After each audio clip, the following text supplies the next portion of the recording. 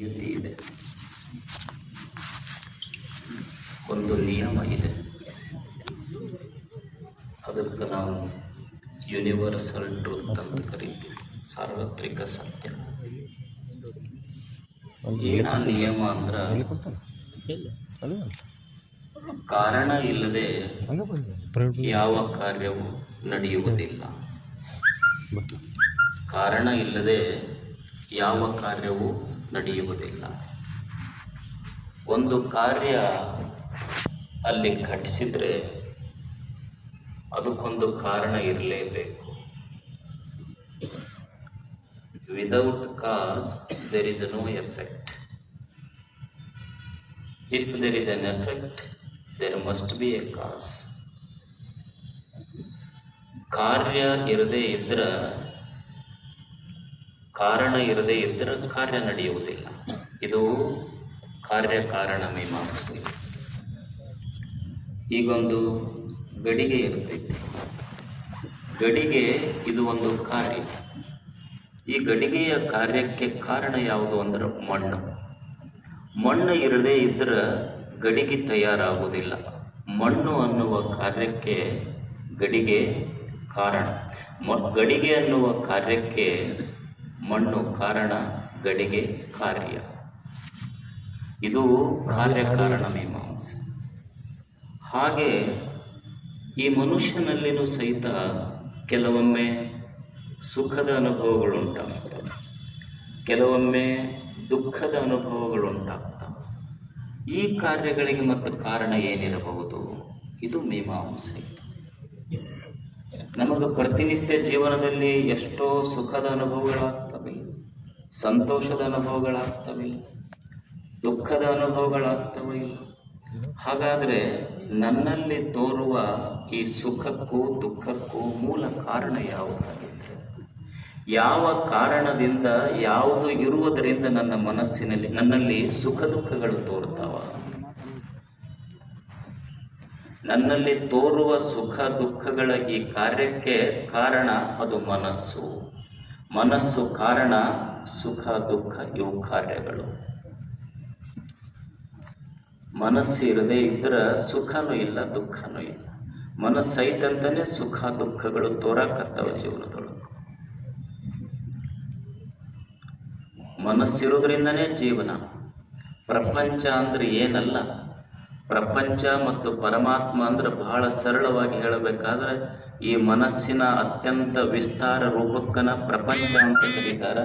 ಮನಸ್ಸಿನ ಅತ್ಯಂತ ಸಂಕ್ಷೇಪ ಸತ್ಯ ರೂಪಕ್ಕೆ ಪರಮಾತ್ಮ ಅಂತ ಕರೀತಾರೆ. ಪರಮಾತ್ಮ, ಪ್ರಪಂಚ ಇದೆಲ್ಲ ಮನಸ್ಸೇ. ಇದು ಮನಸ್ಸು ಇರದೇ ಇದ್ರ ಜೀವನವೇ ಇಲ್ಲ. ಈ ಪ್ರಪಂಚ, ಮನುಷ್ಯನ ಬದುಕು ಇದು ಮನಸ್ಸಿನ ಲೀಲಾವಿಲಾಸ. ಮನುಷ್ಯನ ಮುಖದಲ್ಲಿ, ಮನುಷ್ಯನ ಕಣ್ಣಲ್ಲಿ ಕಳೆ ಇದ್ರ, ಅವನ ಮುಖದಲ್ಲಿ ಪ್ರಸನ್ನತೆ ಇದ್ರ, ಅವನ ಬದುಕಿನಲ್ಲಿ ಬಲವು, ಅವನ ಬುದ್ಧಿಯಲ್ಲಿ ಒಲವು, ಇದೆಲ್ಲ ಮನಸ್ಸಿನ ನಿರ್ಮಾಣ. ಕಣ್ಣು ನೋಡಬೇಕಾದರೆ ಕಣ್ಣಿಗೆ ಕಣ್ಣಾದದ್ದು, ಕಿವಿಗೆ ಕಿವಿಯಾದದ್ದು, ಚರ್ಮಕ್ಕೆ ಚರ್ಮವಾದದ್ದು. ಮನುಷ್ಯನ ಸಕಲ ಅನುಭವಗಳಿಗೆ, ಸಕಲ ಇಂದ್ರಿಯಗಳ ವ್ಯಾಪಾರಕ್ಕೆ ಮೂಲ ಯಾವುದಾದ್ರೂ ಕಾರಣ ಇದ್ದರೆ ಅದು ಮನಸ್ಸು. ಮನಸ್ಸು ಇರದೇ ಇದ್ರೆ ಬದುಕಿಲ್ಲ. ಈಗೆಲ್ಲ ಪ್ರಪಂಚದಲ್ಲಿ ಪ್ರತಿನಿತ್ಯ ಲೋಕದ ವ್ಯವಹಾರ ಪ್ರಾರಂಭ ಆಗ್ತೈತಿ. ಇದಕ್ಕೆ ಲೋಕದ ಚೇಷ್ಟೆ ಅಂತ ಕರೀತಾರೆ. ಇದು ಯಾವಾಗ ಪ್ರಾರಂಭ ಆಗ್ತೈತಿ? ಇದಕ್ಕೆ ಬೀಜ ಯಾವುದು ಅಂದ್ರೆ ಯಾವಾಗ ಸೂರ್ಯನ ಉದಯ ಆಗ್ತೈತಿ ಅವಾಗ ಲೋಕದ ವ್ಯವಹಾರಗಳು ಪ್ರಾರಂಭ ಆಗ್ತಾವ. ಈ ಲೋಕದ ಚೇಷ್ಟೆಗೆ ರವಿ ಬೀಜವಾದಂತೆ ಈ ಇಂದ್ರಿಯಗಳು, ಇಂದ್ರಿಯಗಳ ವ್ಯಾಪಾರಕ್ಕೆ ಕರಣಗಳ ಚೇಷ್ಟೆಗೆ ಮನವೇ ಬೀಜ ನೋಡ. ಮನ ಇರದೇ ಇದ್ರ ಬದುಕೇ ಇಲ್ಲ. ಇದು ಮನ ಹೇಗಿರುತ್ತದೆ? ಎಷ್ಟು ಶಕ್ತಿಶಾಲಿ ಈ ಮನಸ್ಸು. ಒಬ್ಬ ಪಾಶ್ಚಿಮಾತ್ಯ ಚಿಂತಕ ಬರೀತಾನೆ ಇದರ ಬಗ್ಗೆ, ಮನಸ್ಸಿನ ಬಗ್ಗೆ ಬರೀತಾನೆ. Mind is the most beautiful mechanism that science has not yet been able to create anything parallel to it. It is so potential, it is so complex, it still remains masterpiece. ಈ ಮನಸ್ಸು ಅನ್ನೋದು ಹೆಂಗೈತಿ ಅಂದ್ರೆ there is no such mechanism. ಈ ಮನಸ್ಸು ಹೆಂಗೆ ನಿರ್ಮಾಣ ಆಗೈತಲ್ಲ, ಇಂಥದ್ದು ಇನ್ನೊಂದು ಇರ್ಲಿಕ್ಕೆ ಸಾಧ್ಯನೇ ಇಲ್ಲ. ಯಾಕಂದ್ರೆ ಕಣ್ಣು ನೋಡಬೇಕಾದ್ರೆ, ಕಾಲು ನಡಿಬೇಕಾದ್ರೆ, ಕೈ ಮಾಡಬೇಕಾದ್ರೆ ಮನಸ್ಸು ಬೇಕು. ಅದು ಕಾಣಂಗಿಲ್ಲ ಅಂಥೇಳಿ ಇಲ್ಲನ್ನಕ್ಕಾಗೋದಿಲ್ಲ. ಅದು ಇರದೇ ಇದ್ರೆ ಕಣ್ಣು ನೋಡಲ್ಲ, ಕೈ ಮಾಡಲ್ಲ, ಕಾಲು ನಡೆಯುವುದಿಲ್ಲ. ಇದು ಮನಸ್ಸಿನ ವೈಶಿಷ್ಟ್ಯ. ಮನಸ್ಸೆಲ್ಲದಕ್ಕೂ ಬೇಕು. It is so potential. ಇದು ಎಷ್ಟು ಶಕ್ತಿಯುತವಾದದ್ದು ಮನಸ್ಸು ಅಂದ್ರೆ, ನಾನೇನು ಸಂಕಲ್ಪ ಮಾಡ್ತೀನಿ ಅದನ್ನು ಸಾಧಿಸಿ ತೋರಿಸುವ ಸಾಮರ್ಥ್ಯ ಆ ಮನೋಭೂಮಿಕೆಯಲ್ಲಿ. ಇಲ್ಲೇನು ಒಬ್ಬ ಸುಮ್ಮನೆ ಗುಡಿಸಿಲಿನೊಳಗಿದ್ದ ಮನುಷ್ಯ ಒಂದು ದೊಡ್ಡ ಸಾಮ್ರಾಜ್ಯ ಕಟ್ಟಿದ ಚಾಣಕ್ಯ, ಅದು ಮನಸ್ಸಲ್ಲೇ. ಚಾಣಕ್ಯ ಸುಮ್ಮನೆ ಒಂದು ಸಣ್ಣ ಗುಡಿಸಿಲಿನೊಳಗಿದ್ದವನು. ಸಣ್ಣ ಗುಡಿಸಿಲಿನೊಳಗಿದ್ದು ಸಾಮ್ರಾಜ್ಯವನ್ನು ಕಟ್ಟಲಿಕ್ಕೆ ಪ್ರೇರೇಪಣೆಯಾದ. ಎಷ್ಟು ಮನಸ್ಸು ಶಕ್ತಿಯುತವಾದದ್ದು. ಸುಮ್ಮನೆ ಹಿಂಗ ಕುರಿ ಕಾಯುವ ಹುಡುಗ ಕಾಳಿದಾಸ ಆಗಿದ್ದು, ಇದು ಮನಸ್ಸಿನ ಸಾಮರ್ಥ್ಯ. ಹೀಗೆ ಒಬ್ಬ ನದಿಯ ದಂಡೆ, ಸಮುದ್ರದ ದಂಡೆಯಲ್ಲಿ ಬೋಟು ಕಟ್ಟುವವನ ಮಗನೊಬ್ಬ ಈ ದೇಶದ ರಾಷ್ಟ್ರಪತಿ, ದೊಡ್ಡ ವಿಜ್ಞಾನಿ ಆಗ್ತಾನಲ್ಲ ಅಬ್ದುಲ್ ಕಲಾಂ, ಅದು ಮನಸ್ಸಿನ ಶಕ್ತಿ, ಅದು ಸಾಮರ್ಥ್ಯ. ಸುಮ್ಮನೆ ಬೀದಿ ದೀಪದ ಕೆಳಗೆ ಓದಿ ಈ ದೇಶಕ್ಕೊಂದು ಸಂವಿಧಾನ ಕೊಟ್ಟನಲ್ಲ ಅಂಬೇಡ್ಕರ್, ಅದು ಮನಸ್ಸಿನ ಮನಸ್ಸು. It is so potential. ಅಷ್ಟು ಶಕ್ತಿಯುತವಾದಂಥದ್ದು ಮನಸ್ಸು. ನಿನಗೆ ದೇವನ ದರ್ಶನವನ್ನೇ ಮಾಡಿಸ್ತದೆ ಮನಸ್ಸು. It is so complex. ಇದು ಬಹಳ ಸಂಕೀರ್ಣ ಐತಿ ಮನಸ್ಸು. ಎಷ್ಟು ಸಂಕೀರ್ಣ ಐತಿ ಅಂದ್ರೆ, ಇದು ಗೀಜಗನ ಗೂಡು, ವಿಚಾರಗಳ ಗೊಂಚಲು. ಒಂದು ಅನಿಸೋದಿಲ್ಲ ನಿಮ್ಗೆ, ಕಲ್ಲಿದ್ದ ತಲೆ ಹೊಡ್ಕೊಂತೀನಿ, ಏನೂ ಗೊತ್ತಾಗುವಲ್ಲ ನನಗೆ ಅನಿಸೋದಿಲ್ಲ. ಏನು ಮಳೆವಲ್ಲ ನೋಡಿ, ತಲೆ ಗಾಡಿ ಹಾಯ್ಬೇಕು ಅನ್ನಿಸ್ತೈತಿ. ಅದು ಗಾಡಿ ಅಂತತಿ ಹಾಯ್ ಅಂತಿತ್ತು. ಒಮ್ಮೆ ಅನಿಸೋದಿಲ್ಲ, ಏನೂ ತಿಳಿಲಾರ್ದಂಗಾಗೈತಿ. ಒಮ್ಮೆ ಹಿಂಗೆ ಅನ್ನಿಸ್ತೈತಿ, ಒಮ್ಮೆ ಹಿಂಗೆ ಮಾಡಿಸ್ತೈತಿ ಮನಸ್ಸ. ಒಮ್ಮೆ ವಿಶ್ವೇಶ್ವರಯ್ಯನ ನಿರ್ಮಾಣ ಮಾಡಿಬಿಡ್ತೈತಿ, ಒಮ್ಮೆ ವೀರಪ್ಪನಿಗೆ ನಿರ್ಮಾಣ ಮಾಡ್ತೈತಿ. ಒಂದೇ ಮನಸ್ಸ, ಎರಡು ಶಕ್ತಿಗಳಷ್ಟೆ. ಮನಸ್ಸು ಒಮ್ಮೆ ಗೀಜಗನ ಕೂಡ ಅಷ್ಟು ಸಂಕೀರ್ಣ. It still remains masterpiece. ಇದು ಮಾಸ್ಟರ್ ಪೀಸ್ ಅಂತಾರೆ ಇದಕ್ಕೆ. ಯಾಕಂದ್ರೆ ಇದರಂಗೆ ಇನ್ನೊಂದಿಲ್ಲ. ದೇವರು ಏನೇನು ಈ ಸೃಷ್ಟಿ ನಿರ್ಮಾಣ ಮಾಡ್ಯಾನಲ್ಲ, ತಪ್ಪಿ ತಪ್ಪಿ ಒಂದರಂಗೆ ಇನ್ನೊಂದಿರಬಹುದು. ಆದರೆ ಮನಸ್ಸಿನಂಥ ವಸ್ತು ಈ ವಿಶ್ವದಲ್ಲೇ ಸಿಗುವುದಿಲ್ಲ. ಅದಕ್ಕೆ ಇದು ಮಾಸ್ಟರ್ ಪೀಸ್. ಅಷ್ಟು ಅದ್ಭುತ ಮನಸ್ಸು. ಮತ್ತು ಈ ಮನಸ್ಸು ಹೆಂಗಿರಬೇಕು?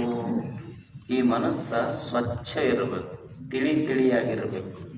ಮುಂಜಾವಿನ ಇಬ್ಬನಿಯ ಹನಿ ಹೇಗಿರ್ತದಲ್ಲ, ಹಾಗೆ ತಿಳಿ ತಿಳಿಯಾಗಿರಬೇಕು. ಇದಕ್ಕೇನಂತಾರ ಅಂದ್ರೆ, ಆ ಮನಸ್ಸು ಅಷ್ಟು ಸ್ವಚ್ಛ ಇತ್ತು ಅಂದ್ರೆ ಸತ್ವ ಸಂಸುದ್ಧಿ ಅಂತ ಕರೀತಾರೆ. ಇದು ಎರಡನೆಯ ಗುಣ. ನಿನ್ನೆ ಏನು ನೋಡಿದ್ವಿ? ಅಭಯ ನೋಡಿದ್ವಿ. ಇವತ್ತು ಸತ್ವ ಸಂಸುದ್ಧಿ. ಅಭಯಂ ಸತ್ವ ಸಂಸುದ್ಧಿ ಜ್ಞಾನಯೋಗ ವ್ಯವಸ್ಥಿತಿ. ಇದು ಎರಡನೆಯ ಗುಣ, ಸತ್ವ ಸಂಸುದ್ಧಿ. ಸತ್ವ ಅಂದ್ರೆ ಮನಸ್ಸು. ಸತ್ವ ಅಂದ್ರೆ ಮನಸ್ಸು. ಸಂಸುದ್ಧಿ, ಸುದ್ದಿ ಬೇರೆ, ಸಂಸುದ್ಧಿ ಬೇರೆ. ಸುದ್ದಿ ಅಂದ್ರೆ ಈಗ ನೀವು ಇದು ಮಾಡ್ಕೊಂತೀರಿ ನೋಡ್ರಿ, ಏನೋ ಸಗಣಿ ಒಳಗು ನೆಳದ ಹುಡುಗ ಕೈ ಹಿಡ್ಕೊಂತೀರಿ, ತೊಳ್ಕೊಂತೀರಿ, ಸುದ್ದಿ ಆಯ್ತು. ಹಿಂಗೆ ನೋಡ್ಕೊಡ್ರಿ, ವಾಸನೆ ಇರ್ತದೆ, ಹೋಗೋದಿಲ್ಲ ಅದು. ಮತ್ತು ಸಾಬೂನು ಹಚ್ಚಿ ತೊಳ್ಕೊಂಡ್ರಂದ್ರೆ ವಾಸನೆ ಇರೋದಿಲ್ಲ ನೋಡಿ, ಅದು ಸಂಸುದ್ಧಿ ಅಂತ ಕರೀತಾರೆ. ಅದು ಬರೀ ಸುದ್ದಿ ಬೇರೆ, ಸಂಸುದ್ಧಿ ಬೇರೆ. ಹಾಗೆ ದೊಡ್ಡವ್ರು ಏನು ಹೇಳ್ತಾರಂದ್ರೆ, ಮನಸ್ಸು ಬರೇ ಸುದ್ದಿ ಆಗೋದಲ್ಲ, ಸಂಸುದ್ಧಿ ಆಗಬೇಕಿದು. ಬರೇ ತೊಳ್ಕೊಂಡ್ಬಿಡ್ಬೇಡ, ಸ್ವಲ್ಪ ಏನಾರ ಹಚ್ಚಿ ತೊಳ್ಕೊ, ಇದು ಅಷ್ಟು ಹೊಲಸು ಮಾಡಿ ಇಟ್ಕೊಂಡು ಅಂತಾರವ್ರು. ಇದು ಸತ್ವ ಸಂಸುದ್ಧಿ. ಮನಸ್ಸು ಅಷ್ಟು ಸ್ವಚ್ಛ ಆಗಬೇಕು. ಮನಸ್ಸು ಪವಿತ್ರ ಆಯ್ತು ಅಂದ್ರೆ ಬದುಕು ಪವಿತ್ರ. ಒಬ್ಬ ಗುರು ಇದ್ದ, ಬಹಳ ದೊಡ್ಡ ಗುರು. ಅವನಿಗೆ ಸಾವಿರಾರು ಜನ ಶಿಷ್ಯರು. ಅವನು ಸಾವಿನ ಹಾಸಿಗೆ ಮೇಲೆ ಮಲ್ಕೊಂಡಿದ್ದ ಗುರು. ಶಿಷ್ಯರು, ಗುರು ಒಂದು ಕ್ಷಣ ಇನ್ನೊಂದು ಕ್ಷಣಕ್ಕೆ ಗುರುವಿನ ಪ್ರಾಣ ಹೋಗ್ತಿತ್ತು. ಶಿಷ್ಯರು ಗುರುವಿನ ದರ್ಶನಕ್ಕೆ ಬರ್ತಿದ್ರು. ಬಂದವರು ಎಲ್ಲ ನಮಸ್ಕಾರ ಮಾಡ್ತಿದ್ರು. ಗುರುಗಳು ಕೇಳ್ತಿದ್ರು, ನೋಡಪ್ಪ ನಾ ಈ ಜಗತ್ತು ಬಿಟ್ಟು ಹೊಂಟೀನಿ, ನನ್ನ ಸಲುವಾಗಿ ನೀವೇನು ತೊಗೊಂಬಂದಿರಿ? ನಾ ಇದ್ದಾಗೆಲ್ಲ ಯಪ್ಪ ಅದು ಆಶೀರ್ವಾದ ಮಾಡಿ ಇದು ಆಶೀರ್ವಾದ ಮಾಡಿ ಅಂತ ಕೇಳ್ಕೊಂಡು ಪಡ್ಕೊಂಡ್ರಿ, ಈಗ ನಾ ಹೊಂಟಿನೆಲ್ಲ ನನ್ನ ಸಲುವಾಗಿ ಏನು ತಂದಿರಿ ಅಂತ ಗುರು ಕೇಳ್ತಿದ್ದ. ಒಬ್ಬ ಶಿಷ್ಯ ಬಂದ, ಗುರು ಇನ್ನೊಂದು ಕ್ಷಣಕ್ಕೆ ಪ್ರಾಣ ಹೋಗುವುದು, ಬಂದು ನಮಸ್ಕಾರ ಮಾಡ್ತಾನ. ಗುರು ಕೇಳ್ತಾನೆ, ಏನು ತಂದಿಯಪ್ಪ ನನ್ನ ಸಲುವಾಗಿ? ಶಿಷ್ಯ ಅಂತಾನ, ಗುರುಗಳೇ ನಿಮ್ಮ ಸಲುವಾಗಿ ಸಂಪತ್ತು ತಗೊಂಡು ಬಂದೀನಿ, ಬಂಗಾರ ಬೆಳ್ಳಿ ತೊಗೊಂಬಂದೀನಿ ಅಂತ. ಗುರು ಅಂದ, ನಾನಾ ಮ್ಯಾಲ ಹೊಂಟೀನಿ, ಅವ್ನು ತೊಗೊಂಡು ಏನು ಮಾಡಲ ಅಂತ. ಸರಿ ಆ ಕಡೆ. ಮತ್ತೆ ಎರಡನೇ ಶಿಷ್ಯ ಓಡೋಡಿ ಬಂದ, ಅವ ನಮಸ್ಕಾರ ಮಾಡ್ದ. ಗುರು ಮತ್ತೆ ಕೇಳ್ತಾನ, ನನ್ನ ಸಲುವಾಗಿ ನೀ ಏನು ತೊಗೊಂಬಂದಿಯಪ್ಪ? ಅವಾಗ ಎರಡನೇ ಶಿಷ್ಯ ಹೇಳ್ತಾನೆ, ಗುರುಗಳೇ ನಿಮ್ಮ ಸಲುವಾಗಿ ಪುರಾಣ ಬರ್ಕೊಂಬಂದಿನಿ ನಿಮ್ಮ ಮ್ಯಾಲ ಅಂದ. ಗುರು ಅಂದ, ನಾ ಇದ್ದಾಗಲ್ಲ, ನಾ ಹೋದ ಮೇಲೆ ಹಚ್ಚ ನಾನು ಪುರಾಣ ನಿಮ್ಮ ಊರಾಗ ತೊಗೊಂಡು ಏನು ಮಾಡಲ? ಇದನ್ನು ನೋಡ್ತಾ ಇದ್ದ ಒಬ್ಬ ಮೂಲೆಯೊಳಗ ಒಬ್ಬ ಶಿಷ್ಯ ನಿಂತಿದ್ದ. ಅವ ಹಳ್ಳಿಯ ರೈತ, ಬಡವ, ಸಾಲಿ ಕಲಿಲಾರ್ದವ, ತಲೆಗೆ ಎಣ್ಣಿಲ್ಲ, ಮೈ ಮೇಲೆ ಚಲೋ ಹಂಗಿಲ್ಲ, ಒಂದು ಹರಿದ ಕ್ಯಾಮ್ರಿಕ್ ಬನೀನ್ ಹಾಕ್ಯಾನ, ಒಂದು ದೋತ್ರ ಗಂಡುಗಚ್ಚಿ ಹಾಕಿ ಹೆಗಲ ಮೇಲೆ ಒಂದು ಶಲ್ಯ, ಮೈಗೆಲ್ಲ ಹೊಲ್ದಾಗಿಂದ ಬಂದ ಮಣ್ಣು ಹತ್ತೈತಿ, ಕೈ ಮುಕ್ಕೊಂಡು ಮೂಲೆಯೊಳಗೆ ನಿಂತಿದ್ದ. ಇದನ್ನು ನೋಡ್ತಿದ್ದ. ಎಲ್ಲರೂ ಹೋದ ಮೇಲೆ ದೂರ ಸಾಷ್ಟಾಂಗ ಹಾಕದ. ಗುರುಗಳು ಕೇಳಿದ್ರೆ, ಮತ್ತೆ ನೀ ಏನು ತೊಗೊಂಬಂದಿಯಪ್ಪ ನಮ್ಮ ಸಲುವಾಗಿ? ಅವಾಗ ಅವ ಶಿಷ್ಯ ಅಂತಾನ, ಯಪ್ಪ ಇವ್ರೇನು ತಗೊಂಡು ಬಂದಾರಲ್ಲ ಅದನ್ನಂತೂ ನಾನು ತಂದಿಲ್ಲ, ಮತ್ತು ನಾನು ನಿನಗೇನು ಕೊಡ್ಬೇಕಂತ ತಗೊಂಡು ಬಂದೀನಿ, ಅದನ್ನ ಈ ಶ್ರೀಮಂತರಿಗೆ ತರುವ ಸಾಮರ್ಥ್ಯನೇ ಇಲ್ಲ ಅಂತವ. ಗುರುವಿಗೆ ಎದ್ದು ಕುಂತರು ಗುರುಗಳು ಆರಾಮಾತವ್ರಿಗೆ. ಕೇಳಿದ್ರು ಗುರುಗಳಲ್ಲೂ ಅಂಥದ್ದೇನು ತಂದೆ? ಯಪ್ಪ ಒಬ್ಬ ನಿನಗೆ ಕೊಡ್ಬೇಕಂತ ಸಂಪತ್ತು ತಗೊಂಡು ಬಂದಾನ, ನನಗೆ ಕೊಡ್ಲಿಕ್ಕೆ ಆಗುದಿಲ್ಲ, ಬಡವದಿನ್ನ, ಗುಡಿಸಿಲಿನೊಳಗಿರುವವ ನಾನು.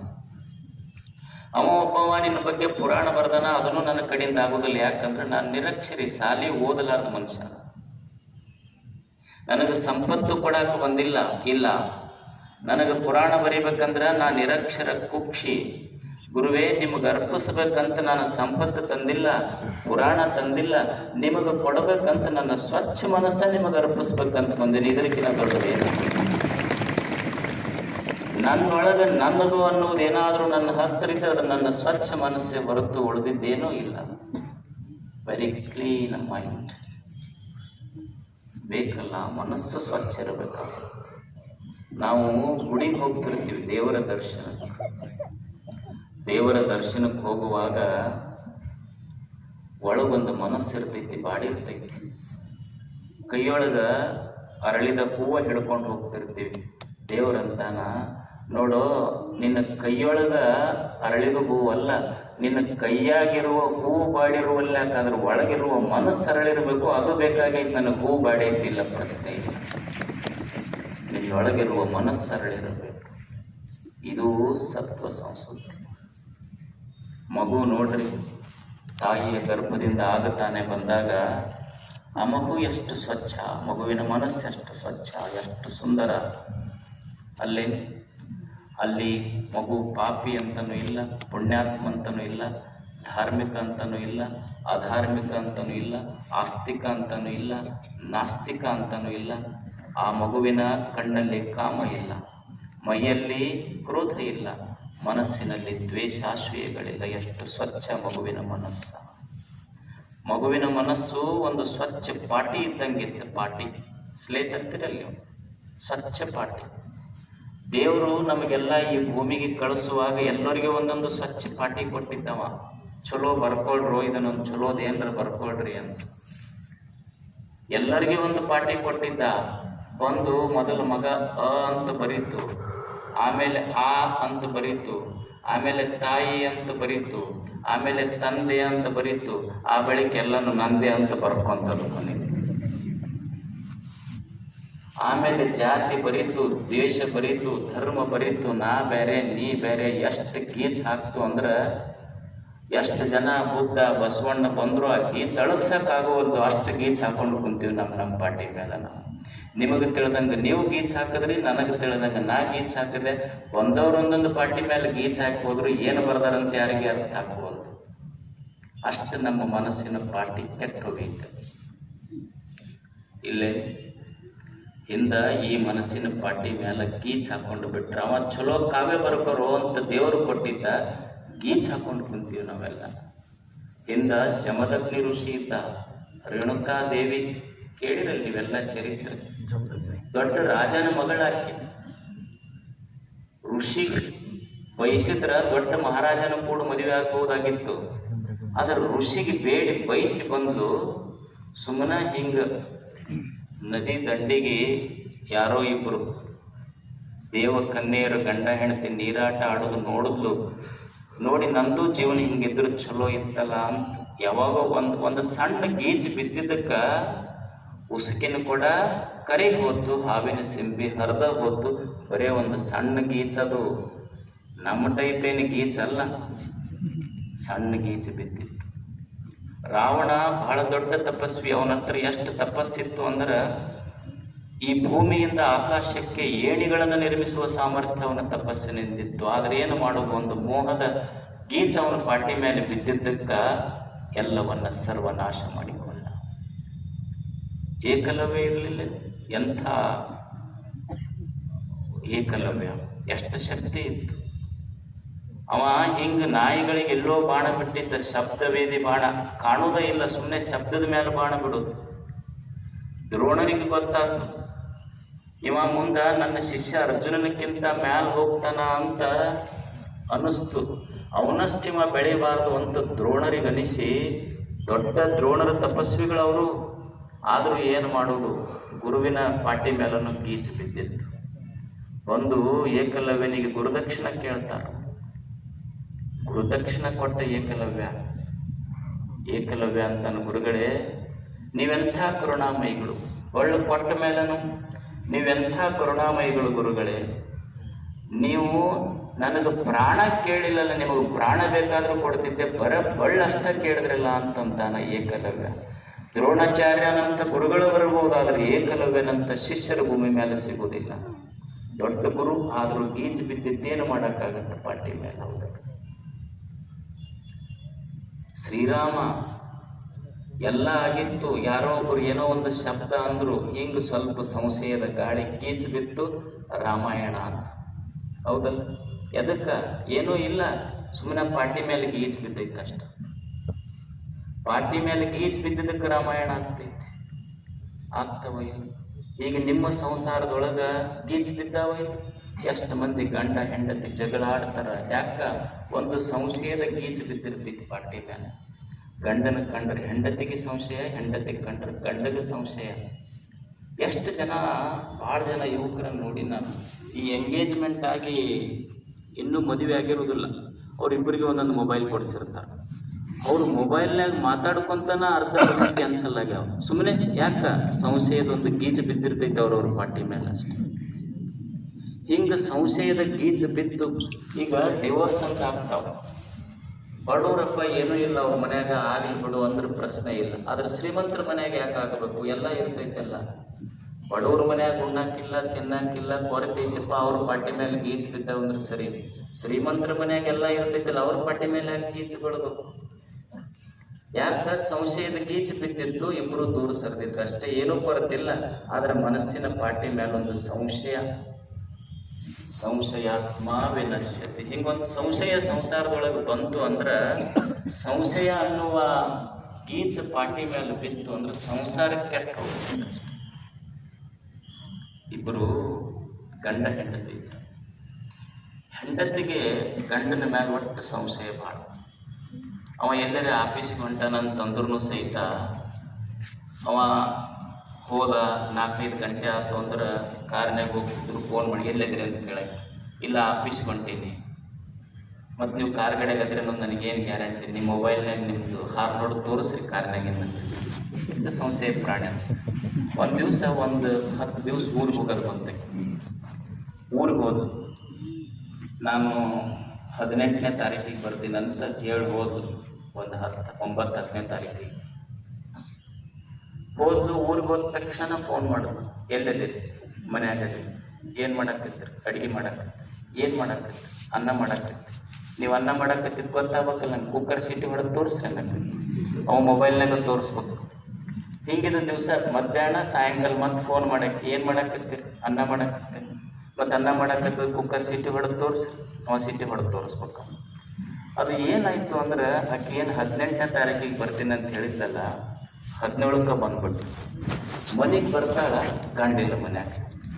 ಅವ ವಾಚ್ಮ್ಯಾನ್ ಇದ್ನಲ್ಲ, ಕೇಳಿದ್ ಅಡುಗೆ ಮನ್ಯಾಗ ಹೋದ್ಲು, ಬೆಡ್ರೂಮ್ನಾಗ ಹೋದ್ಲು, ಇಲ್ಲ ಅವನಿಗೆ ಕೇಳಲು ವಾಚ್ಮ್ಯಾನ್, ಅಲ್ಲ ಯಜಮಾನ್ರು ಎಲ್ಲದಾರ, ನೀವೇನು 9ನೇ ತಾರೀಕು ಬೆಳಿಗ್ಗೆ ಊರಿಗೆ ಹೋದ್ರಲ್ಲ, ಅವತ್ತು ಸಾಯಂಕಾಲ ಮನ್ಯಾಗಿನ ಕುಕ್ಕರ್ ತೊಗೊಂಡು ಹೋದವ್ರು ಎಲ್ಲದಾರ ಅಂತ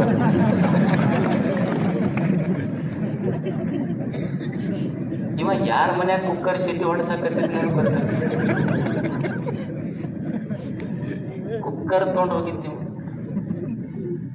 ಮತ್ತು ಇವ ಯಾವ ಪರಿ ಇರಬೇಡ, ಅವ್ರು ಯಾವ ಪರಿ ಇರಬೇಡ. ಮತ್ತು ಹಿಂಗಾದ್ರೆ ಸಂಸಾರ ಹೆಂಗೆ ನಡೀತೈತಿ? ಹಿಂಗೊಂದು ಸಂಶಯದ ಗೀಚ್ ಬಿತ್ತು ಅಂದ್ರೆ ತೃಪ್ತಿ ಇರೋದಿಲ್ಲ ಬದುಕಲಿಕ್ಕೆ. ಮನುಷ್ಯನೇ ಒಂದು ಕ್ಷಣ ವಿಚಾರ ಮಾಡು.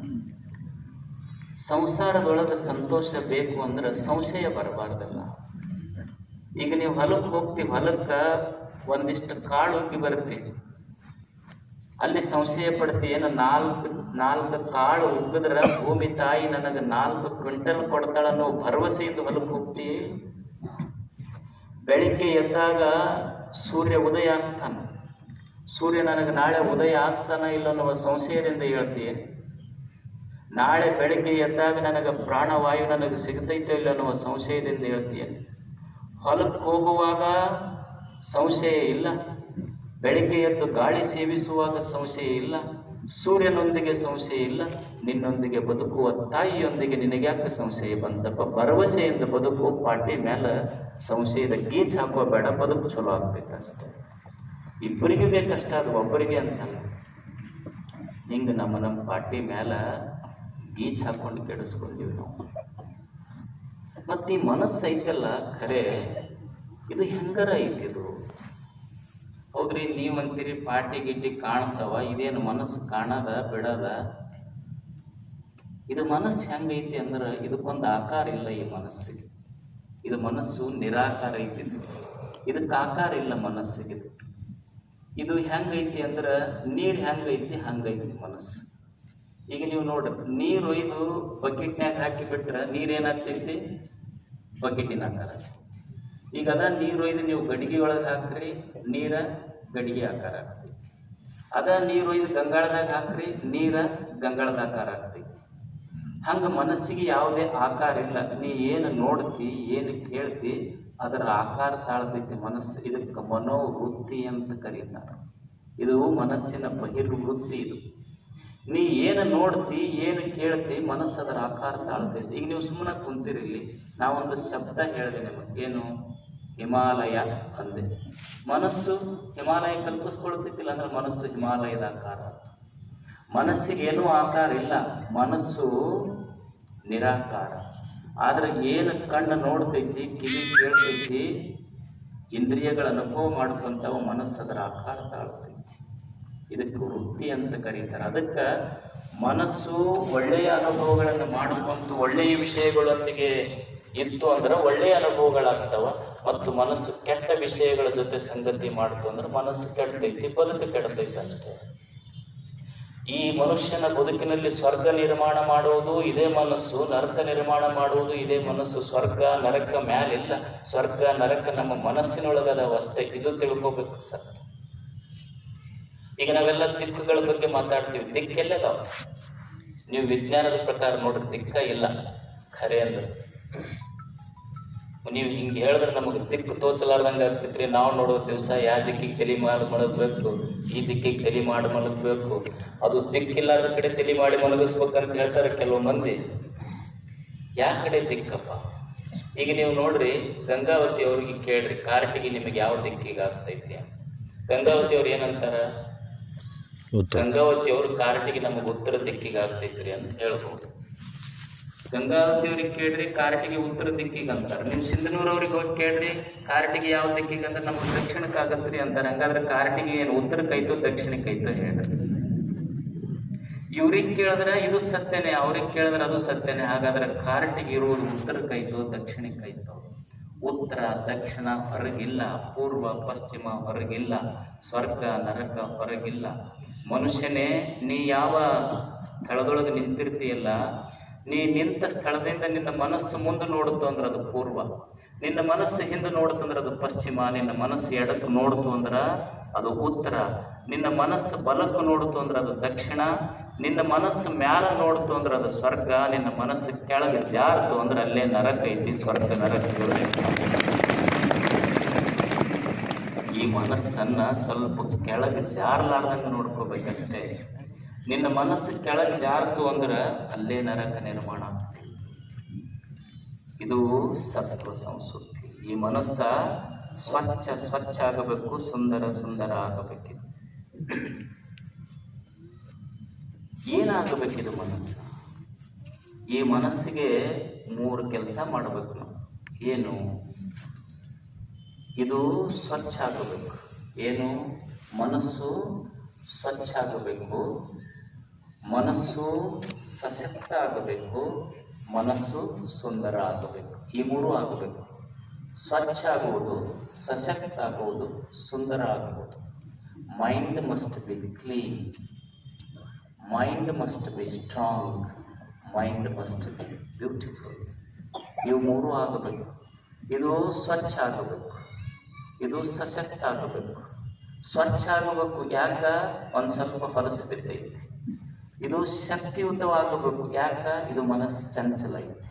ಇದು ಸುಂದರ ಆಗಬೇಕು, ಯಾಕ? ಇದ್ರೊಳಗೊಂದೇನೋ ಹಚ್ಚಾರ ಒಂದು ಪರಬೆ. ಈ ಮನಸ್ಸು 3 ಆಗಬೇಕಲ್ಲ. ಈಗ ನೀವು ನೋಡ್ರಿ, ಒಂದು ಬೊಗೋಣಿ ಇರ್ತೈತಿ, ಬೊಗೋಣಿ ತುಂಬ ತಿಳಿ ನೀರು ಹಾಕಿಡ್ರಿ. ಹಿಂಗೆ ನೋಡ್ರಿ, ಮುಖ ಕಾಣ್ತೈತಿಲ್ಲ, ಮತ್ತು ಅದರ ಒಂದಿಷ್ಟು ಮಣ್ಣು ಹಾಕಿಬಿಡ್ರಿ, ಹೊಲಸು ಬಿತ್ತಂದ್ರೆ ನಮ್ಮ ಮುಖ ಕಾಣ್ತೈತೇನು? ಕಾಣೋದಿಲ್ಲ. ಇಲ್ರಿ, ನಾವು ಮಣ್ಣು ಹಾಕೋದಿಲ್ಲ. ಹಿಂಗೆ ಬೊಗೋಣಿ ಅಳ್ಳಾಡಿಸ್ತೀವಂದ್ರೆ, ಚಂಚಲ ಅಂತಂದ್ರೆ ಅವಾಗ ಮುಖ ಕಾಣತೈತೆ? ಇಲ್ಲ. ಇಲ್ರಿ, ನಾವು ಮಣ್ಣು ಹಾಕೋದಿಲ್ಲ, ಬೊಗೋಣಿನೂ ಅಳ್ಳಾಡಿಸೋದಿಲ್ಲ, ಆದ್ರೆ ಅದ್ರ ಮೇಲೆ ಒಂದು ಅರಬಿ ಹೊಚ್ಚುತ್ತೀವಿ, ಅವಾಗ ಏನ್ರಿ ಮುಖ ಕಾಣತೈತೆ? ಇಲ್ಲ. ನಿನ್ನ ಬೊಗೋಣಿಯೊಳಗೆ ನಿನ್ನ ಮುಖ ಕಾಣಬೇಕಾಗಿದ್ರ ಮಣ್ಣು ಹಾಕಿರಬಾರ್ದು, ಹೊಲಸು ಬಿದ್ದಿರಬಾರ್ದು, ಅದು ಹೈದಾಡಿರಬಾರ್ದು, ಅದರ ಮೇಲೆ ಏನು ಬದುಕಿರಬಾರ್ದು. ಹಿಂಗೆ ನೀರು ಸ್ವಚ್ಛ ಇತ್ತು ಅಂದ್ರೆ ಮುಖದರ್ಶನ, ಮನಸ್ಸು ಸ್ವಚ್ಛ ಇತ್ತು ಅಂದ್ರೆ ಆತ್ಮದರ್ಶನ, ದೇವದರ್ಶನ. ಅದು ಮನಸ್ಸು ಸ್ವಚ್ಛ ಇರಬೇಕು. ಈ ಮನಸ್ಸು ಅನ್ನೋದು ಮೊದಲನೇದು, ಇಟ್ ಮಸ್ಟ್ ಬಿ ಕ್ಲೀನ್. ಇದು ಹೆಂಗೆ ಇಟ್ ಮಸ್ಟ್ ಬಿ ಕ್ಲೀನ್? ಇದು ಹೆಂಗೆ ಸ್ವಚ್ಛ ಮಾಡ್ಕೊಳ್ಳೋದಪ್ಪ ಮನಸ್ಸ? ಇದೇನು ಕೈಯಾಗಿ ಸಿಗ್ತೈತಿ ಏನ್ರಿ? ಏನಾರ ಒಂದು ಸ್ವಲ್ಪ ಹಗ್ಗಾಗಿ ಕಟ್ಟಿಕೊಡ್ರಿ, ಒಂದು ಸ್ವಲ್ಪ ಏನಾರ ಮಾಡಿ ಸ್ವಚ್ಛ ಮಾಡಿ. ಈಗ ತಲೆ ಸ್ವಚ್ಛ ಮಾಡ್ಕೋಬಹುದು, ಹೌದಾ? ಶಾಂಪು ಗಿಂಪು ಅದಾವ, ಹಚ್ಚಿ ತೊಳ್ಕೊಂಡಿರ್ತಾರೆ. ಮೈ ತೊಳ್ಕೊಳಕ್ಕೆ ಸಾಬೂನ್ ಅದಾವ. ಮನಸ್ಸು ತೊಳ್ಕೊಳಕ್ ಭೂಮಿ ಮೇಲೆ ಯಾವ ಫ್ಯಾಕ್ಟ್ರಿ, ಯಾವ ವಸ್ತು ಕಂಡು ಹಿಡ್ದೈತಪ್ಪ ಹೇಳ್ರಿ? ಯಾವ ನಿರ್ಮಾದಿಂದ ತೊಳಿಬಹುದು? ಯಾವ ಸರ್ಫ್ ಎಕ್ಸೆಲ್ನಿಂದ ಮನಸ್ಸು ತೊಳಿಲಿಕ್ಕೆ ಸಾಧ್ಯ ಐತಿ? ಈಗ ಇದು ಮನಸ್ಸು ತೊಳ್ಕೊಂತ ಇರುವುದಿದು. ಇದು ಒಂಥರ ಹೆಂಗಂದ್ರೆ ಭಾಂಡೆ ಇದ್ದಂಗೆ, ಮನವೆಂಬ ಭಾಂಡೆ ಅಂತ ಕರೀತಾರೆ ಇದಕ್ಕೆ. ಈ ಪಾತ್ರೆ ಸಾಮಾನು ಇರೋದಿಲ್ಲ, ನೀವು ದಿವಸ ಅಡಿಗೆ ಮಾಡ್ತೀರಿ, ಅಡಿಗೆ ಮಾಡಿ ರಾತ್ರಿ ಇಡ್ತೀರಿ, ಬೆಳಿಗ್ಗೆ ಏನು ಮಾಡ್ತೀರಿ? ಸ್ವಚ್ಛ ತೊಳಿತಿರೋದನ್ನು. ಅಕಸ್ಮಾತ್ ಹಂಗ ಇಟ್ರ ಏನಾಗ್ತೈತಿ? ಹೊಲಸು ನಾರಕ್ಕೆ ಶುರು ಆಗ್ತೈತಿ. ಮನುಷ್ಯನೇ, ನಿನಗೆಷ್ಟು ಸಾಮಾನ್ಯ ಜ್ಞಾನ ಐತಪ್ಪ, ನೀ ಬಳಸಿದ ಪಾತ್ರೆ ತೊಳಿಬೇಕಂತ ಜ್ಞಾನ ಐತಿ. ಬಳಸಿದ ಪಾತ್ರೆ ತೊಳೆದೇ ಇದ್ರ ಹೊಲಸು ನಾರ್ತೈತಿ ಅಂತ ಗೊತ್ತೈತಿ. ಬಳಸಿದ ಮನಸ್ಸು ತೊಳೆದೇ ಇದ್ರೆ ಅದು ಹೊಲಸಾಗ್ತೈತಿ ಜೀವನ ಅನ್ನೋದು ಕಲ್ಪನಾ ಬರಬೇಕಲ್ಲ ನಿನಗೆ. ಇದು ಸ್ವಚ್ಛ ಮಾಡ್ಕೋಬೇಕಾಗ್ತೈತಿ ಮನಸ್ಸು. ಏನು ಹೊಲಸು ಬೀಳುದಂದ್ರೆ ಏನೂ ಇಲ್ಲ, ಇದು ಆಲಸ್ಯತನ ಬರ್ತೈತಿ, ಜಡತ್ವ ಬರ್ತೈತಿ, ಸಂಶಯ ಬರ್ತೈತಿ, ಮಾಡ್ಬೇಕಂತ ಅನಿಸ್ತೈತಿ, ಮಾಡಾಕ ಮನಸ್ಸು ಇರೋದಿಲ್ಲ. ಇನ್ನೂ ಭಾಳ ಚಂದ ಹೇಳ್ಬೇಕಂದ್ರೆ, ಕೆಟ್ಟದ್ದು ಯಾವ್ದಂತ ಗೊತ್ತೈತಿ, ಬಿಡಾಕ ಮನಸ್ಸಿಲ್ಲ. ಒಳ್ಳೇದು ಯಾವ್ದಂತ ಗೊತ್ತೈತಿ, ಮಾಡಾಕ ಮನಸ್ಸಿಲ್ಲ. ಇದು ಹೊಲಸು ಬಿದ್ದಾಗ ಹಿಂಗಾಗ್ತೈತಿ. ಕೆಟ್ಟದ್ದೇನು ಅಂತ ಗೊತ್ತೈತಿ, ಬಿಡಾಕ ಮನಸ್ಸಿಲ್ಲ. ಒಳ್ಳೇದು ಯಾವ್ದಂತ ಗೊತ್ತೈತಿ, ಮಾಡಾಕ ಮನಸ್ಸಿಲ್ಲ. ಜಾನಾಮಿ ಧರ್ಮಂ ನಚಮೇ ಪ್ರವೃತ್ತಿ, ಜಾನಾಮ್ಯಧರ್ಮಂ ನಚಮೇ ನಿವೃತ್ತಿ. ಒಳ್ಳೇದೇನಂತ ಗೊತ್ತೈತಿ, ಮಾಡಾಕ ಮನಸ್ಸಾಗುವುದು. ಕೆಟ್ಟದ್ದೇನಂತ ಗೊತ್ತೈತಿ, ಬಿಡಾಕ ಮನಸ್ಸಾಗುವುದು. ಈಗ ನೀವು ನೋಡ್ರಿ, ಈಗ ನೀವು ಸಿಗರೇಟ್ ಸೇರ್ತೀರಿ, ಅಲ್ಲಿ ಎಲ್ಲರೂ ಅಂತಲ್ಲ, ಸೇದವ್ರಿಗೆ ಈಗ ಅದ್ರ ಮೇಲೆ ಇದು ಬರ್ದಿರ್ತೈತಿ, ನೀವು ಒಂದು ಸೆಂಟೆನ್ಸ್ ಬರ್ದಿರ್ತೈತಿ ನೋಡಿ, ಈಗರ ನೋಡ್ರಿ ಇಷ್ಟು ದಿವಸ ನೋಡ್ಲಿಕ್ಕೆ ಅಷ್ಟ ನೋಡಿ. ಅದ್ರ ಮೇಲೆ ಏನು ಬರ್ದಿರ್ತಾರೆ ಅಂದ್ರೆ, ಇದು ಸೇದೋದ್ರಿಂದ ದೇಹಕ್ಕ ಹಾನಿಕಾರಕ ಅಂತ ಬರ್ದಿರ್ತಾರೆ. ಗೊತ್ತೈತಿ, ಸೇದೋದ್ರ ಕೆಟ್ಟ ಆಗ್ತೈತಿ ಅಂತ ಗೊತ್ತೈತಿ, ಐತಿ ಬಿಡಾಕ ಮನಸ್ಸಿಲ್ಲ. ಗೊತ್ತಿಲ್ಲ ಅಂತೇನು ಗೊತ್ತೈತಿ, ಬಿಡಾಕ ಮನಸ್ಸಿಲ್ಲ. ಇದು ಮಲದೋಷ ಅಂತಾರೆ. ಇದು ಮನಸ್ಸಿನ ದೋಷ. ಇದು ಮನಸ್ಸು ಹೊಲಸು ಬಿದ್ದಾಗ ಹಿಂಗಾಗ್ತೈತಿ. ಗೊತ್ತೈತಿ ಅದ್ರ ನನಗೆ ತೊಂದರೆ ಆಗುತ್ತ ಅಂತ ಗೊತ್ತೈತಿ, ಆದ್ರೆ ಬಿಡಾಕ ಮನಸ್ಸಿಲ್ಲ. ಅದ್ರ ಮ್ಯಾಲ ಬರ್ದಾರ, ಇದು ಸೇದಬೇಡ, ಇದು ಕೆಮ್ಮು ಹತ್ತೈತಿ, ಮುಂದೆ ಮಕ್ಕಳೊಂದು ಗೌ ಒಂದು ಕೆಮ್ಮತಾನ, ಮಕ್ಕಳೊಂದು ಕಪ್ಪದ ಬಟ್ಟ ಇಟ್ಟಾರ, ಟಿವಿ ಆಗೈತಿ, ಮನ್ಯಾಗ ಬೈಯಾಗ ಹೊಸರು ಅಲ್ಲಿ ಹೋಗ್ಯಾವ, ಹಂಗ ಅದನ್ನ ಸರಿ ಮಾಡ್ಕೊಂತ ಕೆಮ್ಮತ್ತಿರ್ತಾರ. ಅವ್ರ ಮನ್ಯಾಗ ಅಂತಾರೆ, ಕೊಡಿ ಬಿಡು ಅದನ್ನ, ಡಾಕ್ಟರ್ ಹೇಳ್ಯಾರಲ್ಲ. ಈಗ ಬಿಟ್ರೆ ನಿನ್ನ ಬಿಡ್ತೀನಿ, ಇದನ್ನ ಬಿಡುದಿಲ್ಲ ಅಂದಾರಿಲ್ಲ. ಅವು ನಿಮಗೆ ಹಿಂಗೆ ಅನುಭವ ಆಗ್ಯಾವಿಲ್ಲ ಅಷ್ಟು. ಈಗ ಬಿಟ್ರೆ ನಿನ್ನ ಬಿಟ್ಟೆ ಅಂತ ಕನ್ಯಾ ಕೊಡೋರದಾರ ನನಗೆ ಅವಾಗ 90 ನಿನ್ನ ಬಿಡ್ತೀನಿ, ಇದನ್ನು ಬಿಡೋದಿಲ್ಲ. ಹಂಗ ಕೈಯಾಗ ಅದು ಚುಟ್ಟ ಹಿಡ್ದಿರ್ತಾನ, ಹೇಳ್ತಿರ್ತಾನೆ, ಬಿಟ್ರೆ ನಿನ್ನ ಬಿಟ್ಟೇನು, ಇದನ್ನ ಬಿಡೋದಿಲ್ಲ. ಆ ಕೈಯಾಗ ಹಿಡ್ದು ಚುಟ್ಟ ಹೆಣ್ಮಗಳಿಗೆ ಅಂತಿರ್ತೈತಿ, ನೀ ಸೌತಿದ್ದಂಗೆ ನನಗೆ. ಯಾಕಂದ್ರೆ ನೀನು ಅಗ್ನಿ ಸಾಕ್ಷಿಯಾಗಿನೇ ಅವನ ಕೈ ಹಿಡಿದು ಬಂದಿ ನೋಡಿ. ಈಗ ನಾನು ಅಗ್ನಿ ಸಾಕ್ಷಿಯಾಗಿನೇ ಅವನ ಕೈಯಾಗದ್ದೀನಿ, ಏನೂ ವ್ಯತ್ಯಾಸ ಇಲ್ಲ ಇಬ್ಬರಿಗೆ. ನೀನು ಅಗ್ನಿ ಸಾಕ್ಷಿಯಾಗಿನೇ ಕೈ ಹಿಡಿದು ಬಂದು, ನಾನು ಅಗ್ನಿ ಸಾಕ್ಷಿಯಾಗಿನೇ ಅವನ ಕೈ ಹಿಡಿದೀನಿ. ವ್ಯತ್ಯಾಸ ಇಷ್ಟೇ, ನೀ ಅವನು ಕೂಡ ಇರಾಕ ಬಂದಕ್ಕೆ, ನಾ ಇವನು ಕರ್ಕೊಂಡು ಹೋಗಾಕ ಬಂದಕ್ಕೆ ಅಂತಿರ್ತಿದ್ದ. ಸ್ವಲ್ಪ ಗೊತ್ತಾಗಬೇಕು ಮನುಷ್ಯಾಗ ಯಾವುದು ಸರಿ ಯಾವುದು ಕೆಟ್ಟ ಅನ್ನೋದು. ಒಂದು ಸ್ವಲ್ಪ ಅನುಭವ ಆಗಬೇಕಷ್ಟೆ, ಗೊತ್ತಾಗಬೇಕಲ್ಲ. ಗೊತ್ತೈತಿ ಇದು ಕೆಟ್ಟ ಅಂತ, ಆದ್ರೆ ಬಿಡಾಕ ಮನಸ್ಸಿಲ್ಲ. ಈಗ ಮೊಬೈಲ್ ಹಿಡ್ಕೊಂಡಿರ್ತೀವಿ ಕೈಯಾಗ, ಹುಡುಗರಿಗೆ ಕೇಳ್ರಿ, ಯುವಕರು ಮನ್ಯಾಗೆಲ್ಲ ಬೈತಿರ್ತಾರೆ ಹುಡುಗರಿಗೆ, ಏನದು ಮೊಬೈಲ್ ಹಿಡ್ಕೊಂಡು ಕುಂತಿ ಅಂತ. ಕೈಯಾಗ ಮೊಬೈಲ್ ಹಿಡ್ಕೊಂಡ್ರೆ ಏನಾಗ್ತೈತಿ ಅಂತ ಗೊತ್ತೈತಿ, ಪುಸ್ತಕ ಹಿಡ್ಕೊಂಡ್ರೆ ಏನಾಗ್ತೈತಿ ಅಂತ ಗೊತ್ತೈತಿ, ಆದ್ರೆ ಪುಸ್ತಕ ಹಿಡ್ಕೊಳಕ್ ಮನಸ್ಸಿಲ್ಲ, ಮೊಬೈಲ್ ಬಿಡಾಕ ಮನಸ್ಸಿಲ್ಲ.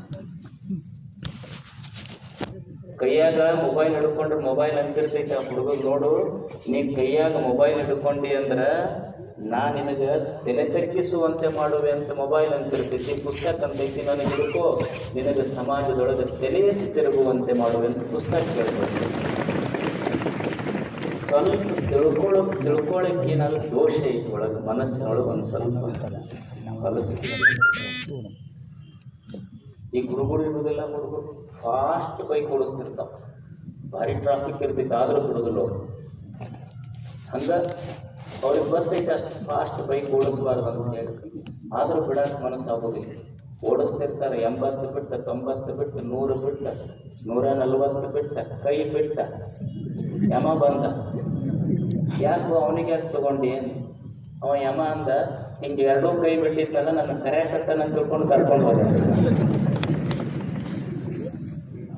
ಗೊತ್ತೈತಿ ಫಾಸ್ಟ್ ಹೊಡೆದ್ರೆ ನನಗೂ ತೊಂದರೆ ಐತಿ, ಇನ್ನೊಬ್ಬರಿಗೆ ತೊಂದರೆ ಐತಿ ಇದರಿಂದ, ಆದರೂ ಬಿಡಾಕ ಮನಸ್ಸಾಗೋದಿಲ್ಲಲ್ಲ. ಇದು ಮನಸ್ಸಿನ ಮಲದೋಷ ಅಂತ ಕರೀತಾರೆ. ಇದು ದೋಷ ನಿವಾರಣೆ ಆಗಬೇಕಲ್ಲ. ಇದು ಏನು ಮಾಡಬೇಕಿದಕ್ಕ? ಹಿಂಗ ಕೆಟ್ಟದ್ದು ಯಾವುದಂತ ಗೊತ್ತೈತಿ, ಆದರೂ ಬಿಡುದಿಲ್ಲ ಮನಸ್ಸು, ಅದನ್ನು ಹಿಡ್ಕೊಂತೈತಿ. ಒಳ್ಳೆಯದಂತ ಯಾವ್ದು ಗೊತ್ತೈತಿ ಅದನ್ನು ಹಿಡ್ಕೊಳ್ಳಿಕ್ಕೆ ಪ್ರಯತ್ನ ಮಾಡೋದು, ಇದೇ ಮನದೋಷ ಐತಿ. ನಮ್ಮಲ್ಲಿ ಒಬ್ಬರು ಹೆಸರು ಕೇಳಿದ್ದೀವಿ, ಸಿದ್ಧಾರೂಢರು ಅಂತ ಇದ್ರು. ಅವರು ಪ್ರತಿನಿತ್ಯ ತಮ್ಮ ಮಠದಲ್ಲಿ ಶಾಸ್ತ್ರ ನಡೆಸ್ತಿದ್ರು, ಶಾಸ್ತ್ರ ಹೇಳ್ತಿದ್ರು, ಪ್ರತಿನಿತ್ಯ ಶಾಸ್ತ್ರ ನಡೀತಿದ್ರು. ಸುಮಾರು ವರ್ಷಗಳಿಂದ ಶಾಸ್ತ್ರ, ದೇವರು, ಧರ್ಮ, ಮುಕ್ತಿ, ಪರೋಪಕಾರ ಎಲ್ಲ ಶಾಸ್ತ್ರ ಹೇಳ್ತಿದ್ರು. ಒಂದು ದಿವಸ ಏನಾಗಿತ್ತು ಅಂದ್ರೆ, ಸಾಯಂಕಾಲ 6 ಗಂಟೆಗೆ ಅವರು ಶಾಸ್ತ್ರ ಶುರು ಆಗೋದಕ್ಕನ ಪ್ರತಿನಿತ್ಯ ಹೇಳ್ತಿದ್ರು, ಜನ ಕೂಡ್ತಿದ್ರು.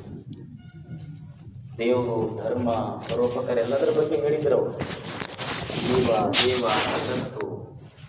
ಒಂದು ದಿವಸ ಸಾಯಂಕಾಲ 6 ಗಂಟೆಗೆ ನವರುಗುಂದ ನಾಗಲಿಂಗಪ್ಪನವ್ರು ಬಂದ್ರಂತ 6ಕ್ಕೆ ಬಂದು, ಅವರು ಸಿದ್ಧಾರೂಢ ಇವತ್ತು ನೀ ಸರಿಯಪ್ಪ, ನಾ ಹೇಳ್ತೀನಿ ಶಾಸ್ತ್ರ ಅಂದರು. ಯಾರು ಬೇಡ ಅಂತಾರಪ್ಪ ಹೇಳಂತ ಅವರು ಕುಂದಿರ್ಸಿದ್ರು. ಅವರು ನಾಗಲಿಂಗಪ್ಪ ಅವ್ರ ಮಂದಿಯನ್ನು ಕುಂತಿದ್ರಲ್ಲ, ಶಾಸ್ತ್ರ ಹೇಳಿಲ್ಲ.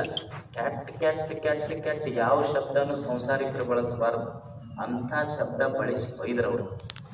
1 ತಾಸು ಬೈದು ಹೋಗ್ಬಿಟ್ರು. ಮತ್ತು ಮರುದಿವ್ಸ 6 ಗಂಟೆಗೆ ಬಂದವ್ರ ಮತ್ತೆ ನಿನ್ನೆ ಸಿದ್ಧಾರೂಢರು ಏನೇನು ಹೇಳಿದ್ರಪ್ಪ ಮೊನ್ನೆ ಸಿದ್ಧಾರೂಢರು ಏನೇನು ಹೇಳಿದ್ರು ನೆನಪೈತೆ ನಂದು. ಇಲ್ಲಪ್ಪ ಅವು ಏನು ದೇವ್ರಂದ್ರು ಧರ್ಮಂದ್ರು ಅಷ್ಟು ತಿಳಿಯಾಗೋದಿಲ್ಲ. ಮತ್ತು ನಾನು ನಿನ್ನೆ ಏನೇನು ಬೈದಿ ನೆನಪೈತೆ ನಂದು ಎಲ್ಲ ಹೇಳಿದ್ರು. ಅಷ್ಟು ಇಂತಿಂತವು ಬೈದಿಯಪ್ಪ. ಅವಾಗ ಅವ್ರಂದ್ರು 10 ವರ್ಷ ಸಿದ್ಧಾರೂಢ ನಿಮ್ಗೆ ಚಲೋದು ಹೇಳ್ಯಾನ, ಅದನ್ನ ನೆನಪಿಟ್ಕೊಳ್ಳೋಕ್ಕಾಗ್ಲಿಲ್ಲ ನಿಮ್ಮ ಮನಸ್ಸಿಗೆ. ಬರೀ ಕೆಟ್ಟದ್ದು ನೆನಪಿಟ್ಕೊಂಡಿದ್ದಕ್ಕೆ ಬದುಕು ಕೆಟ್ಟ ಇದ್ರು ನಿಮ್ದಂದ್ರು ಹೋದ್ರಷ್ಟೇ. ಏನು ಶಾಸ್ತ್ರ ಹೇಳೋದು ಇಲ್ಲಿ ಮಗ, ಶಾಸ್ತ್ರ ಹೇಳೋದು ಇಷ್ಟೇ, ಕೆಟ್ಟದ್ದು ತಲೆಯಾಗಿ ಇಟ್ಕೋಬೇಡ್ರು ಅಂತ ಹೇಳಿದ್ರು ಅಷ್ಟೇ. ಕೆಟ್ಟದ್ದು ತಲೆಯಾಗಿ ಇಟ್ಕೊಂಡ್ರೆ ತಲೆನೂ ಕೆಡ್ತೈತಿ, ಮನೆ ಕೆಡ್ತೈತಿ, ಊರು ಕೆಡ್ತೈತಿ, ಅದನ್ನ ಇಟ್ಕೋಬೇಡ್ರಿ ಅಂತ ಹೇಳೋದ ಶಾಸ್ತ್ರ ಅಷ್ಟೆ. ನೋಡಿ, ಮನುಷ್ಯ ಯಾರೋ ಒಂದು ಶಬ್ದ ಅಂದಾರ, ಅವ್ರ ಮನೆಗೆ ಹೋಗೋದ ಬಿಟ್ಟಿವಿ ನಾವು, ಹಿಂಗಂದ್ರಲ್ಲ ನಮಗವ್ರು. ಯಾಕನ್ಬೇಕು, ಕಾಯ್ತಿರ್ತಾರ ಮದುವೆ ಗಿದ್ವಿ ಬಂದಾಗ ಮುದ್ದ ಮಠ ಸಾಧಿಸ್ತಿರ್ತಾರ. ಅವಾಗ ಜಾಸ್ತಿ ಜೋರು ಇರ್ತೈತಿ. ಅಲ್ಲ, ಯಾರೋ ಒಬ್ಬ ಕಟ್ಟಿ ಮೇಲೆ ಸುಟ್ಟ ಸೇರ್ಕೊಂತ ಕುಂತು ಮನುಷ್ಯ ಒಂದು ಸಣ್ಣ ಶಬ್ದ ಅಂತ ಅದನ್ನು ತಲೆಯಾಗ ಹಾಕೊಂತೀವಿ ನಾವು. ಅಲ್ಲ, ಯಾವನೋ ಕೆಲಸಕ್ಕೆ ಬರಲಾರ್ದ ಒಬ್ಬ ಸಣ್ಣ ಸಾಮಾನ್ಯ ಮನುಷ್ಯನ ಮಾತು ತೆರೆಯೊಳಗೆ ಹೋಗ್ತೈತಿ ಹೊರತು ಸಂತರು ಶರಣರು ನೂರಾರು ವರ್ಷದಿಂದ ನಮ್ಮ ಬದುಕು ಉದ್ಧಾರ ಆಗಲಿ ಅಂತ ಆಡಿದ ಒಂದು ಮಾತು ನಮ್ಮ ತೆರೆಯೊಳಗೆ ನಿಲ್ಲಲ್ಲ. ಇದಕ್ಕೆ ಕೆಟ್ಟಿದ್ದಷ್ಟೇ. ಇದು ಅವನು ಕೆಟ್ಟದ ಒಂದು ಸಣ್ಣ ಮಾತು ತೆರೆಯೊಳಗೆ ಇಟ್ಕೊಳ್ಳೋದಕ್ಕಿಂತ ದೊಡ್ಡವರು ಆಡಿದ ಒಂದು ಸಣ್ಣ ಮಾತು ಮನಸ್ಸಿನಾಗ ಇಟ್ಟಿದ್ರೆ ಅವ್ರಂಗ ಶರಣಾಗಿ ಬಿಡ್ತಿದ್ದೆಲ್ಲಪ್ಪ, ಸಂತ ಆಗಿ ಬಿಡ್ತಿದ್ದೆಲ್ಲ ನೀನು. ಇದು ತಿಳ್ಕೊಳ್ಳಿ. ಅದಕ್ಕಿದು ಮನಸ್ಸು ಏನು ಮಾಡ್ತೈತಿ ಅಂದ್ರೆ, ಯಾವ್ದು ಕೆಟ್ಟ ಶಬ್ದ ಅಂತ ಗೊತ್ತೈತಿ ಆದ್ರೂ ತಲೆಯಾಗಿ ಇಟ್ಕೊಳ್ಳೋದು ಬಿಡೋಲ್ಲ. ಇದು ಮಲದೋಷ ಅಂತಾರೆ. ಇದು ಸ್ವಚ್ಛ ಆಗಬೇಕು. ಇದು ಸ್ವಚ್ಛ ಆಗಬೇಕಾದ್ರೆ ಏನು ಮಾಡ್ಬೇಕು ಅಂದ್ರೆ, ಸತ್ಸಂಗ ಮಾಡಬೇಕು, ಒಳ್ಳೆಯವರ ಜೊತೆ ಇರಬೇಕು.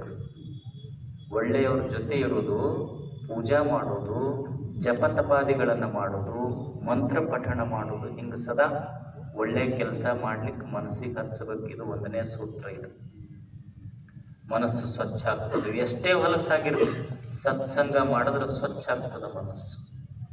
ಈಗ ಹೌದಲ್ಲ, ಭಾಳ ಮಂದಿ ಅಂತಿರ್ತಾರೆ, ಏನ್ರಿ ಭಾಳ ನಾವು ಪುರಾಣ ಕೇಳೀವಿ, ಪ್ರವಚನ ಕೇಳೀವಿ, ಏನಾಗೈತಿ ನಮಗೆ ಅಂತಿರ್ತಾರೆ. ಅಂದ್ರೆ ಅವ್ರಿಗೇನು ಪುರಾಣಕ್ಕೆ ಹೋಗಿ ಬಂದ ತಕ್ಷಣ ಒಟ್ಟು ಲಾಟ್ರಿ ಹತ್ಬೇಕನ್ನೋದು.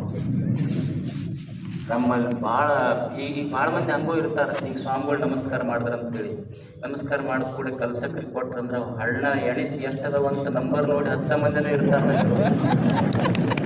ಈಗ ಪ್ರವಚನ ಮಾಡುವಾಗ ನಾವು ಹಿಂಗ ಕೈ ಮಾಡಿ ಹೇಳಕಂತಾಗ 5 ಬಂದಿರಬೇಕು ಕೂಡ ಹೋಗಿ 10 ಜನವರು ಅದಾರ.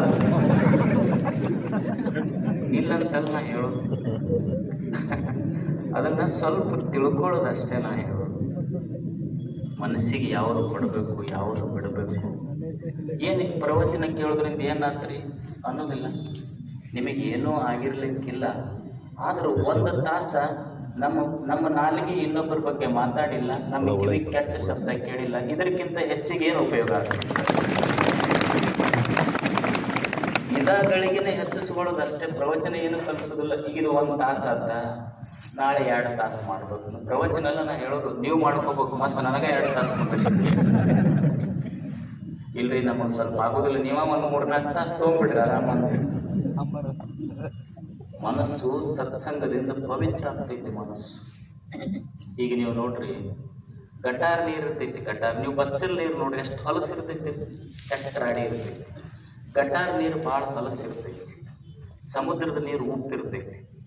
ಸಮುದ್ರದ ನೀರು ಉಪ್ಪಿರಲಿ, ಗಟಾರ ನೀರು ಹೊಲಸಿರಲಿ, ನಿಮ್ಮ ಬಚ್ಚಲ್ ನೀರು ರಾಡಿ ಇರಲಿ, ಅದೆಲ್ಲ ಬಿಸಿಲಿಗೆ ಆವಿಯಾಗಿ ಹೋಗಿ ಮೋಡದ ಸ್ಪರ್ಶ ಆಗಿ ಮೋಡವಾಗಿ ಮತ್ತು ಮಳೆ ಬೀಳ್ತೈತಲ್ಲ, ಮಳೆ ಬೀಳುವಾಗ ಅದು ಎಷ್ಟು ಸ್ವಚ್ಛ ಆಗಿರ್ತೈತಿ ಅಂದ್ರೆ, 1 ಹನಿ ಕಪ್ಪಿ ಚಿಪ್ಪಿನೊಳಗೆ ಬಿದ್ದರೆ ಮುತ್ತಾಗುವ ಸಾಮರ್ಥ್ಯ ಬಂದಿರ್ತೈತೆ ಅದು. ಹಂಗೆ ನಮ್ಮ ಮನಸ್ಸು ಎಷ್ಟ ಹೊಲಸಾಗಲಿ, ಒಂದು ಸ್ವಲ್ಪ ಸತ್ಸಂಗ ಅಧ್ಯಾತ್ಮದ ಸ್ಪರ್ಶ ಆಯ್ತು ಅಂದ್ರೆ ಮನಸ್ಸಿಗೆ ಮುತ್ತಾಗುವ ಸಾಮರ್ಥ್ಯ ಬರ್ತೈತಿ. ಅದು ಕಳ್ಕೊಳ್ಳೋದಷ್ಟೆ. ಇದು ಮನಸ್ಸಿನ ಹೊಲಸು ಹೋಗಬೇಕಾದ್ರೆ ಪೂಜಾರಿ ಯಾಕೆ ನಮ್ಮ ಹಿರಿಯರು ಪೂಜಾ ಮಾಡು, ಪಠಣ ಮಾಡು, ಪೂಜಾ ಮಾಡಪ್ಪ ಅಂದ್ರೆ ಅಟ್ಲೀಸ್ಟ್ ಕೊನೆಯ ಪಕ್ಷ ಅಷ್ಟಾದ್ರೂ ಮನಸ್ಸು ಚಲೋ ಇರ್ತೈತಲ್ಲಪ್ಪ. ಇದು ಮನಸ್ಸಿನ ಮಲದೋಷ. ಇದು ಕ್ಲೀನ್ ಆಗುತ್ತೆ. 2ನೇದ್ದು ಚಾಂಚಲ್ಯ ದೋಷ. ಈ ಚಾಂಚಲ್ಯ ದೋಷ ಹೋಗಿ ಇದು ಸ್ಟ್ರಾಂಗ್ ಆಗಬೇಕಲ್ಲ, ಮೈಂಡ್ ಮಸ್ಟ್ ಬಿ ಸ್ಟ್ರಾಂಗ್. ಹೆಂಗಪ್ಪ ಈ ಮನಸ್ಸನ್ನು ಸಶಕ್ತಗೊಳಿಸೋದು ಹೆಂಗ? ಅನ್ನೋದೆಲ್ಲ ಭಯಂಕರ ಚಂಚಲ ಐತ್ರಿ ಮನಸ್ಸ. ಹುಡುಗರ್ದು ಚಂಚಲ ಐತಿ, ಮತ್ತು ಅಪ್ಪಂದ ಚಂಚಲ ಐತಿ, ಮೇಲೆ ಮಗಂದಾಗಲ್ಲ. ಯಾಕಂದ್ರೆ ಇವ್ರ ಮಗ ಅಲ್ಲ. ಚಂಚಲ ಏನು ಮಾಡ್ಬೇಕು? ಅರ್ಜುನ ಅಂತ ಚಂಚಲಂ ಹಿ ಮನ ಕೃಷ್ಣ. ಕೃಷ್ಣನೇ ಹರಿಯುವ ಬೀಸುವ ಗಾಳಿಯನ್ನು ಹಿಡಿದು ನಿಲ್ಲಿಸಬಹುದು, ಈ ಭೂಮಿಯನ್ನು ಹಿಂಗೆ ಚಾಪಿ ಮಾಡಿ ಸುತ್ತಬಹುದು, ಹಿಮಾಲಯ ಪರ್ವತವನ್ನು ಪುಡಿ ಪುಡಿ ಪುಡಿ ಪುಡಿ ಮಾಡಬಹುದು, ಸಮುದ್ರವನ್ನು ಹಿಂಗೆ ಬಗ್ಸಿ ಒಳಗೆ ತಗೋಬಹುದಾದ್ರೆ ಮನಸ್ಸು ನಿಲ್ಲಿಸೋದು ಬಹಳ ಕಷ್ಟ. ಇವ್ಯಾವರ ಮಾಡೋಕ್ಕಾಗತ್ತನ್ನ ಅದ ಮಾಡೋಕ್ಕಾಗಲ್ಲ ಅನ್ನೋದು ಇದೇನು ಮಾಡೋಕ್ಕಾಗಲ್ಲ. ಮನಸ್ಸ ಅಷ್ಟು ಹೈದಾಡ್ತೈತೆ, ಅದು ಮನಸ್ಸು ಚಂಚಲ, ಅದರ ಸ್ವಭಾವ ಹಂಗೈತೆ. ಈಗ ಪುರಾಣ ಕೇಳಕ್ ಕುಂತಿದ್ರಂತ, ರಾಮನ ಪುರಾಣ ಹಚ್ಚಿದ್ರಂತ. ರಾಮನ ಪುರಾಣ ಭಾರಿ ಹೇಳೋರು ಅವ್ರ ಶಾಸ್ತ್ರಿಗಳು. ಎಲ್ಲ ಜನ ಹಿಂಗೆ ತೆಲಿದೋಗ್ತಿದ್ರಂತ ಕೇಳಾಕ. ಹೌದಪ್ಪ, ಏನು ರಾಮ. ಆ ರಾಮ ಸುಳ್ಳ ಕೇಳೋರ ರಾಮ ಆದಂಗೆ ಆಗಿದ್ರಂತ. ಅಷ್ಟು ತಲ್ಲಿನತ್ತ ಶ್ರೀರಾಮ ಅನ್ನೋ ರಾಮನ ಬಗ್ಗೆ ಅಷ್ಟು ಭಕ್ತಿ ಬಂದಿತ್ತು. ಪುರಾಣ ಮುಗಿತಂತ, ಮುಗಿಯಾಗ ಅವರೊಂದು ಕಮಿಟಿಯವ್ರೊಂದು ಅನೌನ್ಸ್ಮೆಂಟ್ ಮಾಡಿದ್ರಂತ. ಮಂದಿಗೆಲ್ಲ ತಲೆಯಾಗಿ ಎಂಥ ರಾಮ, ಏನು ಶ್ರೇಷ್ಠ, ರಾವಣ ಬಹಳ ಕಷ್ಟ, ದುಷ್ಟ, ರಾಕ್ಷಸ. ಅವ್ರ ತಲೆಯಾಗಿ ಪುರಾಣ ಮುಗಿದ ಮೇಲೆ ಕಮಿಟಿಯವರು ಒಂದು ಅನೌನ್ಸ್ಮೆಂಟ್ ಮಾಡಿದ್ರಂತ. ನೋಡ್ರಿಪ್ಪ, ನೀವೆಲ್ಲ ರಾಮನ ಪುರಾಣ ಕೇಳಿರಿ ಮತ್ತು ಮನೆಗೆ ಹೊಂಟಿರಿ, ನಿಮಗೆಲ್ಲ ಒಂದೊಂದು ಮೂರ್ತಿಗಳನ್ನು ಕೊಡ್ತೀವಿ. ಒಂದು ರಾಮನ ಮೂರ್ತಿ ಇರ್ತೀವಿ, ಒಂದು ರಾವಣನ ಮೂರ್ತಿ ಇರ್ತೀವಿ, ಲೈಟ್ ಆಫ್ ಮಾಡ್ತೀವಿ, ನಿಮಗೆ ಯಾವಾಗ ಬೇಕಾದ್ರೂ ತಗೊಂಡು ಹೋಗ್ರಿ. ಅವ್ರು ಹೇಳಿದ್ರು, ಒಂದು ರಾಮನ ಮೂರ್ತಿ ಐತಿ, ರಾವಣನ ಮೂರ್ತಿ ಐತಿ, ನಿಮಗೆ ಯಾವಾಗ ಬೇಕಾದನ್ನು ತಗೊಂಡು ಹೋಗ್ರಿ, ಲೈಟ್ ಆಫ್ ಮಾಡಿರ್ತೀವಿ. ಇಷ್ಟ ರಾಮನ ಮೂರ್ತಿ ಕಟ್ಟಿಗೆದೈತಿ, ರಾವಣನ ಮೂರ್ತಿ ಬಂಗಾರದೈತಿ ಅಂತ ಹೇಳಿದ್ರು. ಲೈಟ್ ಆಫ್ ಮಾಡಿದ್ರು, ರಾಮ ಅಲ್ಲೇ ಕುಂತಿದ್ದ, ರಾವಣ ಹೋಗಿದ್ದ. ಎಲ್ಲರೂ ರಾವಣನ ಮೂರ್ತಿನ ಒಯ್ದಿದ್ರು. ಕೇಳಿದ್ರು ಪುರಾಣ. ಅವಾಗ ಹೌದು ಅನ್ಸಿತ್ತು ಮನಸ್ಸ. ಒಮ್ಮೆ ಇರ್ಲಿ ಬಿಡು, ರಾಮ ನೋಡೋಣ, ಆಮೇಲೆ ಇವತ್ತು ರಾವಣ ಬರ್ಲಿ, ಮನೆಗೆ ಬಂಗಾರ ಬರ್ತೈತಲ್ಲ. ಬೈದಾಡಿತ್ತು ಮನಸ್ಸು ಅಷ್ಟೇ. ಅವಾಗ ಹಂಗಿತ್ತು, ಈಗ ಹಿಂಗಾಗಿತ್ತು. ಒಮ್ಮೆ ಬುದ್ಧನಿಗೆ ಹೇಳಿತ್ತು, ಏನಂತ ಹೇಳಿತ್ತು? ಮದುವೆ ಮಾಡ್ಕೋ ಅಂತ ಹೇಳಿತ್ತು ಮನಸ್ಸ. ಇನ್ನೊಮ್ಮೆ ಏನು ಹೇಳ್ತು? ಏನು ಸಂಸಾರದಾಗ ಸುಖ ಐತಿ ಬಿಡು, ಕಂಡಿಡೀ ಒಂದು ಸತ್ಯದ ಸಂಶೋಧನೆ ಮಾಡು, ಯಾಕೆ ದುಃಖ ಆಗುತ್ತಾ ಅಂತ ತಿಳ್ಕೊ ಅಂತ ಮನೆ ಬಿಡಿಸಿತ್ತು. ಒಮ್ಮೆ ಮದುವೆ ಆಗಂತ ಹೇಳಿದ್ದು ಇದೇ ಮನಸ್ಸ, ಒಮ್ಮೆ ಮನೆ ಬಿಡು, ಸಂಸಾರ ಬಿಡು ಅಂತ ಹೇಳಿದ್ದು ಇದೇ ಮನಸ್ಸು. ಇದು ಚಂಚಲ ಐತಿ ಇದು. ಒಮ್ಮೆ ಊರ್ ಮುಂದೆ ನೋಡು, ಯಾರು ಇಲ್ಲ, ಎಲ್ಲರೂ ಪ್ರವಚನಕ್ಕೆ ಹೋಗ್ಯಾರ. ಒಂದು ಬಣಿಮೆಗೆ ಹಚ್ಚು, ಶ್ರೀಮಂತರ ಬಣಿಮೆಗೆ ಬೆಂಕಿ ಹಚ್ಚಂತ ಹಚ್ಚಿದ್ದು ಇದೆ. ಓಡಿ ಬರ ಕಾಲು ಮುರ್ಕೊಂಡು ಬಿದ್ದ. ಅದಕ್ಕೆ ಯಾಕೆ ಬೆಂಕಿ ಹಚ್ಚಕ್ಕೆ ಹೋಗಿದ್ದೆ ಅಂತ ಹೇಳಿದ್ದು ಇದೆ ಮನಸ್ಸು. ಒಮ್ಮೆ ಬಣಿಮೆಗೆ ಬೆಂಕಿ ಹಚ್ಚಂತ ಹೇಳೈತಿ, ಅದು ಬಿದ್ದಾಗ ಕಾಲು ಮುರ್ಕೊಂಡಾಗ ಅದಕ್ಕೆ ಹಚ್ಚಕ್ಕೆ ಹೋಗಿದ್ದೆ ಅಂತ ಹೇಳಿದ್ದು ಇದೆ ಮನಸ್ಸು. ಒಮ್ಮೆ ಹಂಗೆ ಹೇಳ್ತೈತಿ, ಏನು ಪ್ರವಚನಕ್ಕೆ ಹೋಗ್ತಿ, ಧಾರಾವಾಹಿ ಚಲೋ ಅದಾವ ನೋಡಂತ ಹೇಳುದು ಅದೇ ಮನಸ್ಸ. ಇವತ್ತು ಒಂದು 10 ದಿವಸ ಬಿಟ್ರಿ ಏನ್ ಚಲೋ ಶಿವನುಡಿ ಕಿವಿಯಾಗಿ ಬೀಳ್ತೈತಿ ಅಂತ ಕರ್ಕೊಂಡ್ ಬಂದಿದ್ದು ಅದೇ ಮನಸ್ಸಲ್ಲ. ಮನಸ್ಸು ಎಷ್ಟು ಮಂದಿ ಈಗ 6 ಗಂಟೆ ಆದ ಕೂಡಲೇ ಆ ಕಡೆ ಊರ್ ಹೊರಗಿರ್ತಾವಲ್ಲ, ಆ ಕಡೆ ಕರ್ಕೊಂಡು ಹೋಗ್ತಿರ್ತೀವಿ. ಕರ್ಕೊಂಡು ಹೋಗಿದ್ದು ಅದೇ ಮನಸ್ಸು. ಇವತ್ತು ಕರ್ಕೊಂಡು ಬಂದು ಕೂಡಿಸಿದ್ದು ಇದೇ ಮನಸ್ಸಲ್ಲ. ಹಿಂಗಾಗಿ ಬಿಟ್ರೆ ಪವಿತ್ರ ಅಲ್ಲ ಜೀವನ ಅಷ್ಟ. ಮನಸ್ಸು ಇದಾಡ್ತೈತಿ, ಮನಸ್ಥೈತಿ, ಮದುವೆ ಮಾಡ್ಕೋಬೇಕಂತ ಅನಿಸ್ತೈತಿ, ಒಂದು ಬ್ಯಾಡ್ ಬಿಡುವಪ್ಪ ಅನಿಸ್ತೈತಿ. ಹೇಳೋದಿಲ್ಲ. ಎಷ್ಟೋ ಮಂದಿ ಬಂದು ನಮಗೆ ಕೇಳ್ತಿರ್ತಾರೆ, ಯಪ್ಪ ಹೆಂಗ್ ಮಾಡೋದು, ಮಾಡ್ಕೊಳ್ಳೋಣ ಬೇಡ. ನಮಗೇನು ಗೊತ್ತಾಗ್ತೈತಪ್ಪ, ಆದವ್ರಿಗೆ ಕೇಳಿ ಹೇಳ್ತಾರ. ಅವ್ರಿಗೆ ಕೇಳಿ ಅವ್ರು ಬೇರೆ. ಈಗ ನಿಮ್ಮ ಹಳ್ಳಿ ಒಳಗೆ ಒಂದು ಚಲೋ ಕಥೆ ಹೇಳ್ತಾರ. ಏನಂದ್ರೆ, ಆ ಗುಡಿಯಾಗ ಒಂದು ಬಸವಣ್ಣ ದೇವ್ರು ಇತ್ತಂತ. ಆ ಬಸವಣ್ಣ ದೇವ್ರ ಮೂಗಿನ ಸೊಳ್ಳೆ ಒಳಗೆ ಒಂದು 3 ಜನ ಗುಡಿಗೆ ಹೋಗಿದ್ರೆ ಮಕ್ಕಳು ಇತ್ತು. ಹಿಂಗೆ ತಕ್ಕೊಂಡು ಜಾಡಿಸ್ಕೊಂಡ. ಏನಂದ್ರೆ ಆ ಸೊಳ್ಳೆ ಒಳಗೆ ಒಂದು ಚೇಳು ಇತ್ತಂತ. ಚೇಳು ಕಳೆದ ಕೂಡಲೇ ಹಿಂಗೆ ತಕ್ಕೊಂಡ. ಅವ ಮುಂದೆ ನಾವು ಏನಾಯ್ತು ಅಂತಂದ. ಚೇಳು ಕಡ್ದೈತಂದ್ರೆ ಮತ್ತೆ ಅವ ಹಿಡಿದಿಲ್ಲ. ಅವ ಏನಂತ ಜುಮು ಜುಮು ಜುಮು ಅಂತೈತಂತ. ಇಟ್ಟು ನೋಡು ಒಂದು ಸ್ವಲ್ಪ. ಅವಾಗ 2ನೇದವ ಇಟ್ಟ, ಅವನಿಗೂ ಚೇಳು ಕಡಿತು. 3ನೇದವ ಇತ್ತಲ್ಲ, ಯಾಕೋ ಏನು ಅನ್ನಿಸ್ತೈತಿ. ಅವಾರ ಹೇಳ್ಬೇಕು ಚೇಳು ಕಡ್ದೈತಂತ, ಅವನು ಜುಮು ಜುಮುನು. ಹಂಗೆ ನೀವು ಕೇಳ್ರಿ, ಮದುವೆ ಆದ್ರೆ ಹೆಂಗ ಅಂತವ್ರಂತಾರೆ ಜುಮು ಜುಮು ಜುಮು ಅಂತೈತಿ. ಮನಸ್ಸು ಚಂಚಲ. ಒಮ್ಮೇನು ಅನ್ನಿಸ್ತೈತಿ ನಿಮ್ಗೆ ಗೊತ್ತಾಗತ್ತೆ, ಕಲ್ಪನಾ ಬರಕ್ ಶುರು ಆಗ್ತಾವಲ್ಲ. ಹೌದು ಹೌದು ಹೌದು ಹೌದು ಹೌದು. ಹಂಗ ನಮ್ಮ ಬೆನ್ನ ನಾವ ಚಪ್ಪರ್ಸ್ಕೊಳ್ಳೋದು ಕುಂತ ಅಂದ್ರೆ ಹಿಂಗ ಅನಿಸ್ತೈತೆ ಅಂತದ ಮನಸ್ಸು. ಇದು ಅದು ಚಂಚಲ ಐತಿ. ಬಹಳ ಮಂದಿ ಏನ್ ಮಾಡ್ತಾರ, ಈ ಚಂಚಲ ಮನಸ್ಸು ಐತಲ್ಲ, ಇದನ್ನ ನಿಲ್ಲಿಸಬೇಕು ಅಂತಾರ. ನಾನು ನಿಮಗೆ ಬಹಳ ಶಾಸ್ತ್ರ, ಧ್ಯಾನ, ಯೋಗ, ಸಮಾಧಿ ಅದರ ಮಾತುಕೊಳ್ಳುವುದಿಲ್ಲ. ಯಾಕಂದ್ರೆ ನಮಗೆ ಬದುಕಕ್ಕೆ ಏನು ಬೇಕೋ ಅದನ್ನು ಹೇಳಬೇಕಷ್ಟೆ. ವಾಸ್ತವದಲ್ಲಿ ಈ ಮನಸ್ಸನ್ನು ನಿಲ್ಲಿಸಲಿಕ್ಕೆ ಸಾಧ್ಯ ಇಲ್ಲ. ಯಾಕಂದ್ರೆ ಈ ಮನಸ್ಸಿನ ಗುಣಧರ್ಮವೇ ಚಂಚಲ ಐತೆ, ಅದರ ಸ್ವಭಾವ. ಇದು ಮನಸ್ಸು ಚಂಚಲ ಇರದೇ ಇದ್ರೆ ಈ ಜಗತ್ತಿನ ಸೌಂದರ್ಯವೇ ಇಲ್ಲ. ಮನಸ್ಸು ಒಂದು ಕಡೆ ಕಲ್ಲಾಗಿ ಕುಂತಿದ್ರೆ ಈ ಜಗತ್ತು ಎಷ್ಟು ಸುಂದರವಾಗಿರ್ತಿರ್ಲಿಲ್ಲ. ಆದ್ರೆ ಗೊತ್ತಿರಬೇಕು, ನಾವೆಲ್ಲ ಅಂತೀವಲ್ಲ ಮನಸ್ಸು ನಿಲ್ಲಿಸಬೇಕು ಅಂತೀವಲ್ಲ, ಎಲ್ಲಿ ನಿಲ್ಲಿಸಬೇಕು ಅನ್ನೋದು ಗೊತ್ತಿಲ್ಲ ಅಷ್ಟೇ. ನಮ್ಮ ಮನಸ್ಸು ಯಾಕೆ ಕೆಟ್ಟೈತಿ ಅಂದ್ರೆ, ನಮ್ಮ ಮನಸ್ಸು ಎಲ್ಲಿ ನಿಲ್ಲಿಸಿವಿ ಅಂದ್ರೆ, ಎಲ್ಲಿ ನೋ ಪಾರ್ಕಿಂಗ್ ಬರ್ದಾರ ಅಲ್ಲಿ ಹೋಗಿ ನಿಂದಿರಿಸಿವಿ, ಅದಕ್ಕೆ ಹೋಗಿ ಹಿಡ್ಕೊಂಡು ಹೋಗಿ ದಂಡ ಬಿದ್ದೈತಿ ನಮಗೆ. ಇದನ್ನ ಪಾರ್ಕಿಂಗ್ ಜಾಗದೊಳಗೆ ನಿಲ್ಲಿಸಬೇಕು, ನೋ ಪಾರ್ಕಿಂಗ್ ಒಳಗೆ ನಿಲ್ಲಿಸಬೇಕು. ಇದು ಶಾಣ್ಯತನ. ನಿಲ್ಲಿಸಕ್ಕಾಗೋದಿಲ್ಲ, ನಿಲ್ಲಿಸಬೇಕು. ಅದಕ್ಕೆ ಎಲ್ಲಿ ನಿಲ್ಲಿಸಬೇಕು? ಇಲ್ಲಿ ಪಾರ್ಕ್ ಮಾಡ್ರಿ ಅಂತ ಬರ್ದಿರ್ತಾರಲ್ಲ ಅಲ್ಲಿ ನಿಲ್ಲಿಸಬೇಕು. ನಾವೆಲ್ಲ ಏನು ಮಾಡೀವಿ, ಯಾವುದು ಮುಟ್ಟಬೇಡ್ರಿ, ಯಾವುದು ನೋಡಬೇಡ್ರಿ, ಯಾವುದು ಮಾಡಬೇಡ್ರಿ ಅಂತಾರಲ್ಲ ಅಲ್ಲಿ ಹೋಗಿ ಪಾರ್ಕ್ ಮಾಡೀವಿ, ಅದಕ್ಕೆ ದಂಡ ಬಿದ್ದೈತಿ ನಮಗಷ್ಟೆ. ನಿಲ್ಲಿಸಬೇಕು. ಈ ಮನಸ್ಸು ನಿಲ್ಲಬೇಕಾಗಿದ್ರೆ ಏನೂ ಇಲ್ಲ, ಇಷ್ಟೇ ಮಾಡೋದು. 2 ಕೆಲಸ ಮಾಡೋದು. ಒಂದು, ಸದಾ ಒಳ್ಳೆಯ ವಿಚಾರಗಳನ್ನು ಕೇಳುವುದು. ಸದಾ ಒಳ್ಳೆಯ ವಿಚಾರಗಳನ್ನು ಕೇಳೋದು, ಸತ್ ಸಂಕಲ್ಪಗಳನ್ನು ಮಾಡಿಕೊಳ್ಳೋದು. ಇವೆರಡೂ ಇದ್ರೆ ಮನಸ್ಸು ನಿಲ್ತೈತಿ. ಭಾಳ ಹೊತ್ತಂತಲ್ಲ, ಸ್ವಲ್ಪ ಒಂದು ಕ್ಷಣ ನಿಂತು ಮತ್ತೆ ಆ ಕ್ಷಣಗಳನ್ನು ಜಾಸ್ತಿ ಮಾಡಿಕೊಳ್ಳೋದು ಮನುಷ್ಯ ಅಷ್ಟೆ. ಈಗ ದೇಹ ದಣಿತೈತಿ. ದೇಹ ದಣಿತು ಅಂದ್ರೆ ಇದಕ್ಕೆ ಟಾನಿಕ್ ಬೇಕಾಗೋದಲ್ಲ. ದೇಹ ದಣಿತು ಅಂದ್ರೆ ಇದಕ್ಕೆ ಟಾನಿಕ್ ಬೇಕಾಗೋದಲ್ಲ.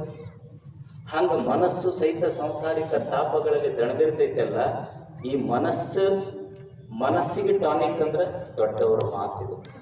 ಶರಣರ ಮಾತು ಇದಕ್ಕೆ ಟಾನಿಕ್ ಇದ್ದಂಗೆ, ಅದು ಶಕ್ತಿ ಕೊಡ್ತೈತಿ. ಈಗ ಹುಡುಗಿರ್ತಾನ, ಊರಾಗ ಚಕ್ರಿ ಕಟ್ಟೋದಿಲ್ಲ. ಹುಡುಗ ಚಕ್ರಿ ಹೊಡ್ಕೊಂಡು ಹೊಂಟಿದ್ದ. ಹೊಡ್ಯಾವ ಚಲೋ ಇದ್ದ, ಬಂಡಿ ಹೊಸದಿತ್ತು, ಎತ್ತ ಚಲೋವಿತ್ತು. ಹೋಗುವಾಗ ಬಂಡಿ ಮುಡ್ಕೊಂಡು ಅವ್ರು ಹಿರಿಯರು ಕಟ್ಟಿ ಮೇಲೆ ಕುಂತಿದ್ರಲ್ಲ, ಆಗ ಈಗರೇ ಪೂಜೆ ಮಾಡ್ಕೊಂಡು ಹೋಗ್ಯಾನ. ಹೊಡ್ಯಾವನು ಚಲೋ ಅದಾನ, ಬಂಡಿ ಚಲೋ ಐತಿ, ಎತ್ತು ಚಲೋ ಐತಿ. ಬಂಡಿ ಯಾಕೆ ಮುರ್ಕೊಂಡು ಬಿತ್ತು ಅಂತ ಹೋಗಿ ನೋಡಕ್ಕೆ ಹೋಗ್ತಾರ. ಬಂಡಿಗೆ 50,000 ಕೊಟ್ಟಿದ್ದ, ಎತ್ತಿಗೆ 1,00,000 ಕೊಟ್ಟಿದ್ದ. ಹುಡುಗ ಚಲೋವಿದ್ದ, ಆದ್ರೂ ಬಂಡಿ ಮುರ್ಕೊಂಡು ಬಿದ್ದಿತ್ತು. ಯಾಕಂದ್ರೆ ಆ ಬಂಡಿಗೆ ₹1 ಕೊಟ್ಟು ಕೀಲು ಹಾಕದ ಮರ್ತಿದ್ದ. ಹಂಗ ಕಡು ದರ್ಪವೇರಿದ ಒಡಲೆಂಬ ಬಂಡೆಗೆ ಮುರುಡ ಶರಣರ ನುಡಿ ಗಡನವೇ ಕಡೆಗೀಲು ಕಾಣ ರಾಮನಾಥ. ಈ ಅಹಂಕಾರ ತುಂಬಿದ ಬಂಡಿಗೆ ಒಂದು ಕೀಲ ಅಂದ್ರೆ ದೊಡ್ಡವರ ಶರಣರ ಮಾತು ಅಂದ್ರೆ ಇದು ಕೀಲಿದ್ದಂಗ. ಕೀಲ್ ಹಾಕಿ ನಮ್ಮ ಬಂಡಿ ಹೊಡಿಬೇಕು, ಇರದಿದ್ರು ಒಗ್ಗಲ್ಲ. ಆ ಕೀಲ್ ಹಾಕಲಾರ್ದೆ ಹೋದ್ರ ಆ ಬಂಡಿ ಮುರ್ಕೊಂಡು ಬೀಳ್ತೈತಿ. ಶರಣರ ಮಾತಿನ ಕೀಲ್ ಹಾಕಲಾರ್ದೆ ಈ ಬಂಡಿ ಹೊಡೆದ್ರೆ ಇದು ಒಗ್ಗಲಾಗ್ತೈತಿ. ಅಷ್ಟೇ ತಿಳ್ಕೊಳ್ಳೋದು. ಸ್ವಲ್ಪ ಈ ಮನಸ್ಸು ಚಂಚಲ ಐತಲ್ಲಪ್ಪ, ಸ್ವಲ್ಪ ತಿಳ್ಕೊ. ದೊಡ್ಡವರ ಶರಣರ ಮಾತು ಸ್ವಲ್ಪ ಕೇಳು, ಮತ್ತು ಅವ್ರು ಏನು ಹೇಳ್ಯಾರಲ್ಲ ಹಂಗೆ ಸ್ವಲ್ಪ ಸಂಕಲ್ಪ ಮಾಡು. ಇದರಿಂದ ಮನಸ್ಸಿನ ಚಾಂಚಲ್ಯ ದೋಷ ಕಡಿಮೆ ಆಗ್ತೈತಿ. 3ನೇದ್ದು, ಇದು ಸುಂದರ ಆಗಬೇಕಲ್ಲ ಮನಸ್ಸ. ಹೆಂಗೆ ಸುಂದರ ಮಾಡಿಕೊಳ್ಳೋದು? ಈಗ ನನ್ನ ಮುಖ ಇದಕ್ಕೊಂದು ಏನೈತಿ ಅಂದ್ರೆ ಆವರಣ ದೋಷ ಐತಿ. ಈ ಆವರಣ ದೋಷ ಏನು ಮಾಡೈತಿ ಅಂದ್ರೆ, ಈ ಜಗತ್ತು ಹೆಂಗೆ ಕಾಣಬೇಕು ಹಂಗೆ ಇದನ್ನು ಜಗತ್ತನ್ನು ಮುಚ್ಚಕೈತಿ. ಒಂದು ನಾನು ಯಾರು ಅಂತ ನನಗೂ ಗೊತ್ತಾಗಲಾರ್ದಂಗೆ ಮಾಡೈತಿ. ಈಗ ಕನ್ನಡಿ ಐತಿಲ್ಲ, ಕನ್ನಡಿ ಈಗ ಸುಮ್ಮನೆ ನೋಡ್ರಿ ನಿಮ್ಮ ಮುಖ ಕಾಣ್ತೈತೆ ಅದ್ರಾಗ, ಹೌದಲ್ಲ? ಸುಮ್ಮನೆ ಹಂಗ ನೋಡ್ರಿ ನಿಮ್ಮ ಮುಖ ಕಾಣ್ತೈತಿ. ಆದ್ರೆ ಅದ್ರ ಮ್ಯಾಲ ಒಂದು ವಸ್ತ್ರ ಹಾಕ್ರಿ, ನಿಮ್ಮ ಮುಖ ಕಾಣೋದಿಲ್ಲ. ನಿಮ್ಮ ಮುಖ ನಿಮಗೆ ಕಾಣಲಾರ್ದಂಗೆ ಮಾಡಿದ್ದು ಒಂದು ಆವರಣ ಐತಿಲ್ಲ, ಆ ಆವರಣವನ್ನು ನಿರಾವರಣ ಮಾಡಬೇಕು, ಅಂದಾಗ ಮುಖ ಕಾಣುತ್ತೆ. ಹಂಗೆ ಜಗತ್ತನ್ನ ನನ್ನನ್ನ ಮುಚ್ಚಿದ್ದೊಂದು ಆವರಣ ಐತಿ. ನಾನು ಯಾರು ಅಂತ ನನಗೆ ಗೊತ್ತು ಮಾಡಕ್ಕತ್ತಿಲ್ಲ. ಈ ಜಗತ್ತೇನು ಅನ್ನೋದು ನನಗೆ ಗೊತ್ತು ಮಾಡಕ್ಕತ್ತಿಲ್ಲ. ಒಂದು ಅಜ್ಞಾನದ ಆವರಣ ಐತಿ. ಅದು ಏನು ಮಾಡೈತಿ ಅಂದ್ರೆ ನನಗೆ ಮರೆಸೈತಿ. ಏನು ಮರೆಸೈತಿ ಅಂದ್ರೆ ನನ್ನೊಳಗೆ ಏನಿದ್ರೆ ನನಗೆ ಸಂತೋಷ ಸಿಗ್ತೈತಿ ಅಂತ ಗೊತ್ತಾಗಿಲ್ಲ. ನಾವು ಸಂತೋಷ ಹೊರಗೆ ಹುಡುಕಕತ್ತೀವಿ. ಸಂಪತ್ತಿನಿಂದ ಸಂತೋಷ ಸಿಕ್ಕಿರಬಹುದು, ಕುರ್ಚಿಯಿಂದ ಸಂತೋಷ ಸಿಕ್ಕಿರಬಹುದು, ಇನ್ನೊಂದು ಯಾರ ಸ್ನೇಹಿತರನ್ನು ಮಾಡಿಕೊಂಡ್ರೆ ಸಂತೋಷ ಸಿಕ್ಕಿರಬಹುದು ಅಂತ ಮಂದಿ ಹತ್ರ, ವಿಷಯಗಳ ಹತ್ರ ಹಿಂಗೆ ಬೆಳ್ಕೊಂತ ಹೊಂಟೀವಿ, ಭಿಕ್ಷುಕರಾಗಿವಿ. ಆದರೆ ನಿಜವಾದ ಸಂತೋಷ ಎಲ್ಲೈತಿ ಅಂತ ನನಗೆ ಮರೆಸೈತದ. ಮರೆತಿದ್ದಕ್ಕೆ ಹಿಂಗಾಗೈತಿ. ಮರಿಬಾರ್ದಷ್ಟೇ. ಮನುಷ್ಯ ಮರೆತ ಕೆಡತೈತಿ. ನಮ್ಮ ನಿನ್ನೆ ಇಲ್ಲಿ ಪಾದಯಾತ್ರೆದೊಳಗೆ ನಮ್ಮ ಹಡಗಲಿ ಶ್ರೀಗಳು ಒಂದು ಚಲೋ ಮಾತು ಹೇಳಿದ್ರಲ್ಲಿ ಒಂದು ಜನಪದ ಕಥೆ ಹೇಳಿದ್ರು. ಮನುಷ್ಯ ಮರೆತ್ರೇನು ಕನ್ನಡದ ಈ ಜನಪದದೊಳಗೆ ಎಷ್ಟು ಶಕ್ತಿ ಐತಂದ್ರೆ, ಜನಪದರು ಗೀತೆಗಳನ್ನು ಬರೆದ್ರು, ಕಥೆಗಳನ್ನು ಬರೆದ್ರು. ಎಷ್ಟು ಚಲೋ ಅಂದ್ರೆ, ಅವರು ಯಾವ ಯೂನಿವರ್ಸಿಟಿ ಕಟ್ಟಿ ಹತ್ತಿಲ್ಲ, ಆದರೂ ಅವರು ಬರೆದ್ರಲ್ಲಿ ಅಷ್ಟು ಸಾಕತ್ತು. ಒಂದು ಜನಪದ ಕಥೆ ಹೇಳಿದ್ರು, ಮನುಷ್ಯ ಮರೆತ್ರೆ ಏನಾಗತ್ತ. ಏನಾಗಿತ್ತು ಅಂದ್ರೆ, ಅಳಿಯ ಅತ್ತೆ ಮನೆಗೆ ಹೋಗಿದ್ನಂತ. ಹೋದಾಗ ಅತ್ತೆ ಏನು ಮಾಡಿದ್ಲು ಅಂದ್ರೆ, ಅವನಿಗೆ ಕರಿಗಡ ಮಾಡಿದ್ಲಂತ ಉಣ್ಣಾಕ. ಇವಾಗ ಕರಿಗಡ ಬಂದು ಚಂದ ಭಾಳ ರುಚಿ ಹತ್ತು. ಅವನಿಗೆ ಕರಿಗಡಬ ತುಪ್ಪ ಹಾಕಿದ್ಲಾತ್ರಿ, ಭಾಳ ರುಚಿ ಹತ್ತಿ ಹೊಡೆದ. ಕೇಳದ, ಅತ್ತೆ ನಿನ್ನ ಮಗಳಿಗೆ ಮಾಡಕ್ಕೆ ಬರ್ತಾನೆ ಇದು? ಮಾಡ್ತಾಳಪ್ಪ ಅಕ್ಕಿ. ಇದಕ್ಕೇನಂತಾರ? ಕರಿಗಡಬ ಅಂತಾರ. ಮರಿಬಾರ್ದು ಅನ್ಕೊಂತ. ಅವಾಗೆಲ್ಲ ಏನು ಬಸ್ ಇರಲಿಲ್ಲ, ವೆಹಿಕಲ್ ಇರಲಿಲ್ಲ, ಮತ್ತು ಮರೆತ್ರೆ ಏನಾರ ಮೊಬೈಲ್ ಹಚ್ಚಿ ಕೇಳೋದ. ಅವಾಗ ಕರಿಗಡಬ ಅನ್ಕೊಂತ ಊರು ದಾರಿ ಹಿಡಿದ್ನಂತ. ಒಂದು 10-15 ಕಿಲೋಮೀಟರ್ ನಡ್ಕೊಂಡು ಬಂದ. ಊರು ಮುಂದೆ ಆ ಮುನ್ಸಿಪಾಲ್ಟಿ ಅವ್ರು ಏನು ಮಾಡಿದ್ರು ಅಂದ್ರೆ, ಪೈಪ್ ಹಾಕಕ್ಕೆ ಒಂದು ತೆಗೆದಿದ್ರು. ಅವ ಹಿಂಗೆ ಕರಿಗಡಬ ಅನ್ಕೊಂತ ಏನು ತೆಗೆದಿದ್ರೆ ಅಲ್ಲಿಗೆ ಬಂದು ಹಾರುವಾಗ ಹೊಯ್ಕಂದ. ಕರಿಗಡಬ ಮರಿತು ಹೊಯ್ಕನ್ನದ ತಲೆಗೊಳಿತಂದ. ಸೀದಾ ಮನೆಗೆ ಬಂದ ಹೊಯ್ಕ್ ಅನ್ಕೊಂತ ಹೆಣತಿಗಂತ, ಇವ ಸ್ವಲ್ಪ ಹೊಯ್ಕ್ ಮಾಡು ಅಂದ. ಅದು ಹೆಣತಿ ಅಂದ್ಲು, ತೆಲಿಗಿಲಿ ಕೆಟ್ಟೈತೆ ನಿನಗ, ಅಲ್ಲಿ ಮಗು ಮಾಡ್ಯಾವ ಚಲೋ ಅದ. ಏನು ಮಾಡಿತ್ತು? ಅದ ಹೊಯ್ಕ್. ಅಲ್ಲ ಕೋಡಿದೆಯನ್ನ, ನಾರ್ತ್ ಇಂಡಿಯನ್ನ, ಸೌತ್ ಇಂಡಿಯನ್ನ, ಚೈನೀಸ, ಏನಿದು ಹೊಯ್ಕ್ ಅಂದ್ರೆ? ಹೊಯ್ಕ್ ಮಾಡ ಅಂದ. ನನಗೆ ಮಾಡಾಕ್ ಬರೋದಿಲ್ಲ ಅಂದ್ರೆ ಅಕ್ಕಿ ಮಾಡಾಕ್ ಬರೋದಿಲ್ಲ ಅಂತ ನಿನ್ನ ಮೈಗಳತನ ಮಾಡಾಕತ್ತಿ ಅಂತ ಪಾಪ ಬಡಿಗೆ ತೊಗೊಂಡು ನುಗ್ಗಳಿಗೆ ಹೊಡೆದ. ಎಲ್ಲಿ ಬೇಕಲ್ಲಿ ಹೊಡೆದ. ಅಳಾಕತ್ ಜೋರ ಮಗ್ಗಲ ಮನೆ ಮುದಿಕ್ ಬಂತು. ಇದು ಅಳೋದು ಕೇಳಿ, ಅಲ್ಲ ಆ ಹುಡುಗಿಗೆ ಎಷ್ಟು ಹೊಡೆದಿಲ್ಲ, ಬುದ್ಧಿಲ್ಲ ನಿನಗಂತ ಬೈಯಾಕತ್. ಹೋಗಿ ನೋಡ್ತೈತಿ, ಪಾಪ ಅದ್ರ ಮೈ ತುಂಬ ಗಾಯ, ಬಾರ್ ಬಿದ್ದಿದ್ದು ಅಲ್ಲ. ಮುದಿಕ್ ಏನನ್ನಬೇಕು, ನಿನ್ನ ಹೆಂಗ್ ಬಡ್ದಿ ಆ ಕೋಡಿ, ಆ ಹುಡುಗಿಗೆ ಕರಿಗಡ ಪಾತಂಗ್ ಬಾತೈತಲ್ಲ ಮೈ. ಇದನ್ನ ಮಾಡಂತ ಹೇಳಿ ನಾನು, ಇದನ್ನ ಮಾಡಂತ ಹೇಳಿದ್ ನಾನು. ಮರ್ತಿದ್ದ ಅಷ್ಟ ಅದ. ಮರ್ತಾನ ಮನುಷ್ಯ. ಏನು ಮರ್ತಾನ ಅಂದ್ರೆ, ನನ್ನೊಳಗೆ ಏನಿದ್ರೆ ನನಗೆ ಸಂತೋಷ ಸಿಗ್ತೈತಿ ಅನ್ನೋದು ಮರ್ತಾನ. ಜಗತ್ತಿಗೆ ಗೊತ್ತಿರಬೇಕಲ್ಲ, ನಾವು ಸಂತೋಷವನ್ನು ಹೊರಗೆ ವಸ್ತುಗಳಲ್ಲಿ ಹುಡುಕಾಕತ್ತೀವಿ. ಆದರೆ ನಿಜವಾದ ಸಂತೋಷ, ಒಂದು ಸತ್ಯದ ಮಾತು ಅಂದ್ರೆ, ಯಾವ ಮನುಷ್ಯ ಸಂತೋಷ ಪಡ್ತಾನಂದ್ರೆ, ಯಾವನ ಎದೆಯೊಳಗೆ ಸ್ವಚ್ಛ ಪ್ರೇಮ ತುಂಬೈತಲ್ಲ ಅವ ಸಂತೋಷ ಪಡ್ತಾನೆ ಜಗತ್ತಿನೊಳಗೆ. ಸಂತೋಷ ಪಡಕ್ಕೆ ಸ್ವಚ್ಛ ಪ್ರೇಮ ಇದ್ದರೆ ಸಾಕು, ಮತ್ತೇನು ಬೇಕಾಗಿಲ್ಲ. ಸ್ವಚ್ಛ ಪ್ರೇಮ ಹೆಂಗೆ ಸಂತೋಷ ಕಟ್ಟತೈತಿ, ಬದುಕು ಕಟ್ಟತೈತಿ ಅಂದ್ರೆ, ಈಗ ನೀವು ನೋಡ್ರಿ, ಹೋಟೆಲ್ದಾಗ ಊಟಕ್ಕೆ ಹೋಗ್ತೀರಿ. ಹೋಟೆಲ್ನೊಳಗೆ ಏನು ಮಾಡಿರ್ತಾರೆ, 5 ಸ್ಟಾರ್ ಹೋಟೆಲ್, ನಿಮಗೆ ಏನು ಬೇಕು ಒಂದು ಹಿಂಗೆ ಮೆನ್ಯೂ ಕೊಡ್ತಾರೆ. ಹೋಗೋದು ಲಿಸ್ಟ ಇರ್ತೈತಿ. ಒಂದು ಕಾಫಿ ನೀವು ತಾಜ್ ಎಂಟ್ ಅದಕ್ಕೆಲ್ಲ ಹೋದ್ರೆ ಎಷ್ಟು 5,000 ರೂಪಾಯಿ ಅಂತ ಒಂದೊಂದು ಕಾಫಿಗೆ. ಇಷ್ಟೆಲ್ಲ ಹೋಟೆಲ್ದಾಗ ಉಣ್ತೀರಿ, 15-20 ಸಾವಿರ ರೂಪಾಯಿ ಕೊಟ್ಟು ಬರ್ತೀರಿ. ನಿಮಗೆ ಏನು ಬೇಕಾದ ನೋಡ್ತೀರಿ. ಆದ್ರದ ಒಂದು ದಿವ್ಸ ಮನೆಗೆ ಬಂದಾಗ ಅಲ್ಲೇ ನಿಮಗೆ ಸೆಲ್ಯೂಟ್ ಹೊಡೆಯೋರು ಇಲ್ಲ, ನೀವು ಮೆನ್ಯೂ ಇಲ್ಲ, ಏನೂ ಇಲ್ಲ. ತಾಯಿ ಸುಮ್ಮನೆ 1-2 ಪುಂಡಿ ಪಲ್ಯ, 1-2 ಕಟ್ಟಿ ರೊಟ್ಟಿ, ಒಂದಿಷ್ಟು ಪುಂಡಿ ಪಲ್ಯ ಹಚ್ಚಿ ಕೈಯಾಗ ಕೊಡ್ತಾಳೆ. ಅದರ ಮನಸ್ಸು ಹೋಟೆಲ್ದಾಗ ಉಂಡಾಗ ಸಂತೋಷ ಆಗಿಲ್ಲ, ತಾಯಿ ಕೈಯನ್ನು ರೊಟ್ಟಿ ಉಂಡಾಗ ಏನು ಸಂತೋಷ ಆಗೈತಿ ಹೋಟೆಲ್ದಾಗ ಉಂಡಾಗೂ ಆಗಿಲ್ಲ. ಯಾಕ? ಇಲ್ಲೇನೂ ಇಲ್ಲ, ಸುಮ್ಮನೆ ಒಣ ರೊಟ್ಟಿ ಪುಂಡಿ ಪಲ್ಯ, ಅಲ್ಲಿ ಎಲ್ಲ ಐತಿ. ಆದರೂ ಈ ಸಂತೋಷ ಯಾಕೆ ಸಿಗಲಿಲ್ಲ ಅಂದ್ರೆ, ಹೋಟೆಲ್ದವನು ಉಣಸ್ಯಾನ, ತಾಯಿನೂ ಉಣಸ್ಯಾಳ. ಹೋಟೆಲ್ದವನ ಕಣ್ಣ ನಿನ್ನ ಪಾಕೆಟ್ ಮೇಲಿತ್ತು, ತಾಯಿ ಕಣ್ಣ ನಿನ್ನ ಹೃದಯದ ಮೇಲಿತ್ತು. ಮಗ ಬೆಳೆದು ದೊಡ್ಡವಾಗಬೇಕು. ತಾಯಿ ಎದೆಯೊಳಗ ಪ್ರೇಮ ಇತ್ತು. ಎಂಥ ಪ್ರೇಮ ಅಂದ್ರೆ, ಏನೂ ಬಯಸಿಲ್ಲ, ಅದು ನನ್ನ ಮಗ ದೊಡ್ಡವಾಗಬೇಕಷ್ಟ. ಇವ ಮುಂದೆ ನನಗೆ ದೊಡ್ಡವಾಗಿ ಜೋಪಾನ ಮಾಡ್ಬೇಕಂತ ಉಣಸಿಲ್ಲಕ್ಕೆ, ಇವ ಬೆಳೆದು ದೊಡ್ಡವಾದರೆ ಸಾಕು, ಇವನು ನೋಡಿ ಸಂತೋಷ ಪಡ್ತೀನಂತ ಬೆಳೆಸಿದ್ದು ತಾಯಿ ಹೃದಯ. ಅದು ಒಂದು ನಿಷ್ಕಾಮ ಪ್ರೇಮಕ್ಕೆ ಭಗವಂತ ಬರೆದ ಭಗವದ್ಗೀತೆ ತಾಯಿಯ. ಯಾಕೆ ಸಂತೋಷ ಆಗೈತಿ ತಾಯಿಗೆ? ಏನಾರ ಐತಿ ಏನದ್ರೊಳಗೆ? ಏನೂ ಇಲ್ಲ, ಸುಮ್ಮನೆ ಪ್ರೇಮ ಸಂತೋಷ ಕೊಟ್ಟೈತಿ. ನಮಗೆ ಯಾಕೆ ಸಂತೋಷ ಆಗೋದಿಲ್ಲ ಅಂದ್ರೆ, ನಾವೊಂದು ಉದ್ದೇಶ ಇಟ್ಕೊಂಡು ಪ್ರೇಮ ಮಾಡ್ತೀವಿ ಇನ್ನೊಬ್ಬರಿಗೆ. ಪ್ರೇಮ ಮಾಡೋದಿಲ್ಲ ಅಂತಲ್ಲ, ಆದ್ರೆ ನಮ್ದೊಂದು ಉದ್ದೇಶ ಇಟ್ಕೊಂಡಿರ್ತೀವಿ. ಈಗ ನೀವು ಲಗ್ನಕ್ಕೆ, ಬರ್ತ್ಡೇಕ್ಕೆ, ವೆಡ್ಡಿಂಗ್ ಆ್ಯನಿವರ್ಸರಿಗೆ ಹೋಗ್ತೀರಿ, ಒಂದೇನಾರ ತೊಗೊಂಡು ಹೋಗಿರ್ತೀರಿ, ಒಂದು ಸೀರೆಯಾರ ತೊಗೊಂಡು ಹೋಗಿರ್ತೀರಿ, ಒಂದೇನಾರ ಬಾಕ್ಸ್ ತೊಗೊಂಡು ಹೋಗಿ ಗಿಫ್ಟ್ ಕೊಡ್ತೀರಿ ಅವ್ರಿಗೆ. ಕೊಡಾಗನ ನಿಮ್ಮ ಮನಸ್ಸಿನಾಗ ಇರ್ತೈತಿ, ಏನು ಮುಂದೆ ಹಳ್ಳಿ ಇವರು ನಮಗೆ ಕೊಡ್ಬೇಕು. ಮತ್ತು ಅವ್ರದ ಏನು ಮಾಡ್ತಾರೆ, ನೀವು ಕೊಟ್ಟು ಸೀರೆ ಅವ್ರಿಗೆ ಕೊಡ್ತಾರೆ, ಅವ್ರು ಕೊಟ್ಟು ಸೀರೆ ನಿಮಗೆ ಕೊಡ್ತಾರೆ ಅಷ್ಟು. ಸುಮ್ಮನೆ ಇಲ್ಲ, ಒಂದು ಭಾವ ಐತಿ. ಎದಕ್ಕೆ ಪ್ರೇಮ ಮಾಡೀವಿ ಅಂದ್ರೆ ಒಂದಿವ್ರು ಮತ್ತೆ ಹೊಳ್ಳಿ ಏನಾದ್ರು ಕೊಡಬೇಕು. ಬಯಸಿ ಪ್ರೇಮ ಮಾಡ್ತೀವಿ ನಾವು.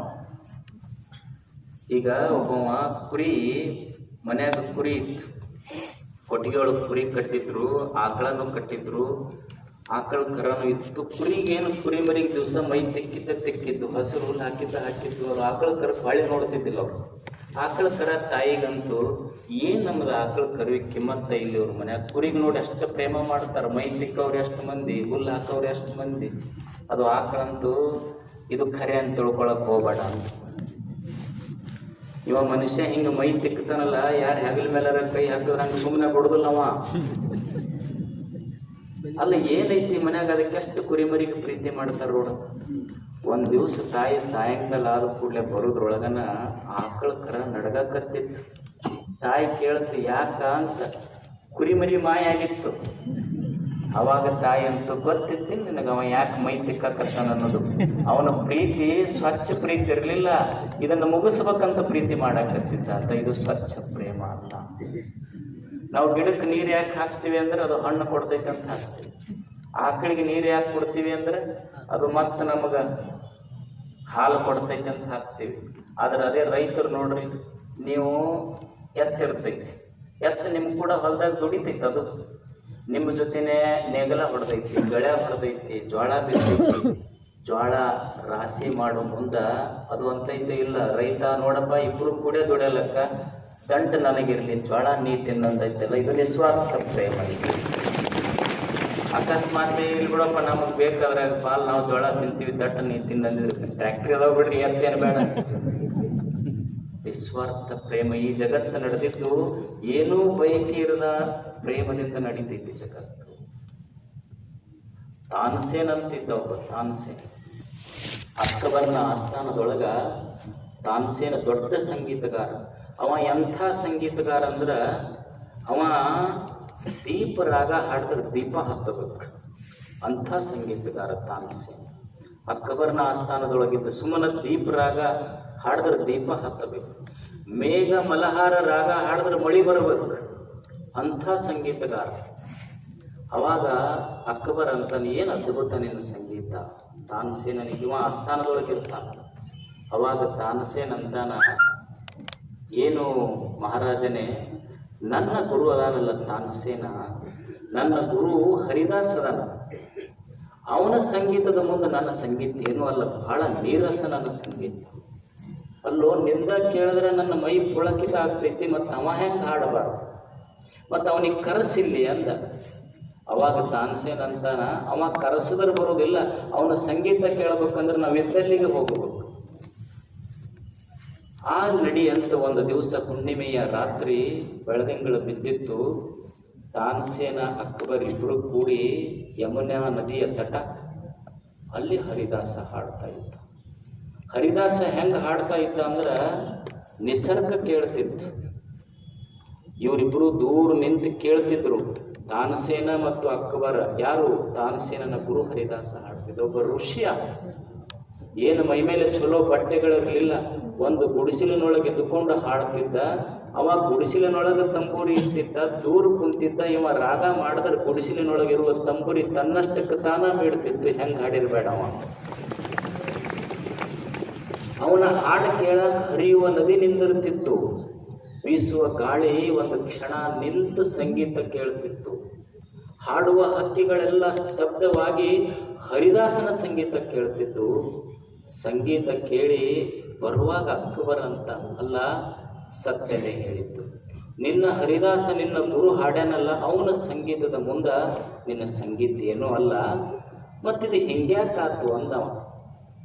ನೀನು ಹರಿದಾಸನ ಕೈಯಾಗ ತಯಾರಾಗಿ ಅವ ದೊಡ್ಡ ಸಂಗೀತಗಾರ ಆದ, ನಿನ್ನ ಸಂಗೀತ ಇಷ್ಟ್ಯಾಕ ನೀರಸ, ಅವನ ಸಂಗೀತದೊಳಗೆ ಎಷ್ಟು ತೇಜ ಐತೆಲ್ಲ, ಉತ್ಸಾಹ ಐತೆಲ್ಲ.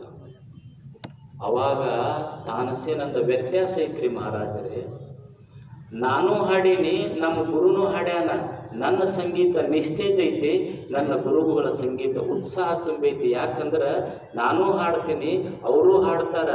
ನಾ ಹಾಡೋದು ನೀವು ಕೊಡುವ ಸಂಪತ್ತಿಗಾಗಿ ಹಾಡ್ತೀನಿ, ಅವರು ಸಂತೋಷಕ್ಕಾಗಿ ಹಾಡ್ತಾರ. ವ್ಯತ್ಯಾಸ ಐತೆ. ನಾ ಎದಕ್ಕೆ ಹಾಡ್ತೀನಿ ಅಂದ್ರೆ ನಾ ಮಹಾರಾಜ ಸಂತೋಷ ಪಡ್ಬೇಕಂತ ನಾ ಹಾಡ್ತೀನಿ, ಮಹಾದೇವ ಸಂತೋಷ ಪಡ್ಬೇಕಂತ ಅವ್ರು ಹಾಡ್ತಾರಲ್ಲ, ಅದು ವ್ಯತ್ಯಾಸ ಐತಿ. ನನ್ನ ಹಾಡಿನೊಳಗೆ ಒಂದಿಷ್ಟು ಆಶಾ ತುಂಬೈತಿ. ಏನೋ ವಯಸ್ಸು ಹಾಡಿನಲ್ಲ, ಅದಕ್ಕೆ ನನ್ನ ಸಂಗೀತ ಸ್ವಲ್ಪ ಕೆಟ್ಟೈತೆ ಅಷ್ಟೇ.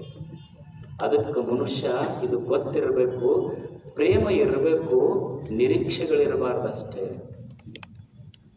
Nobody hurts you except your expectations.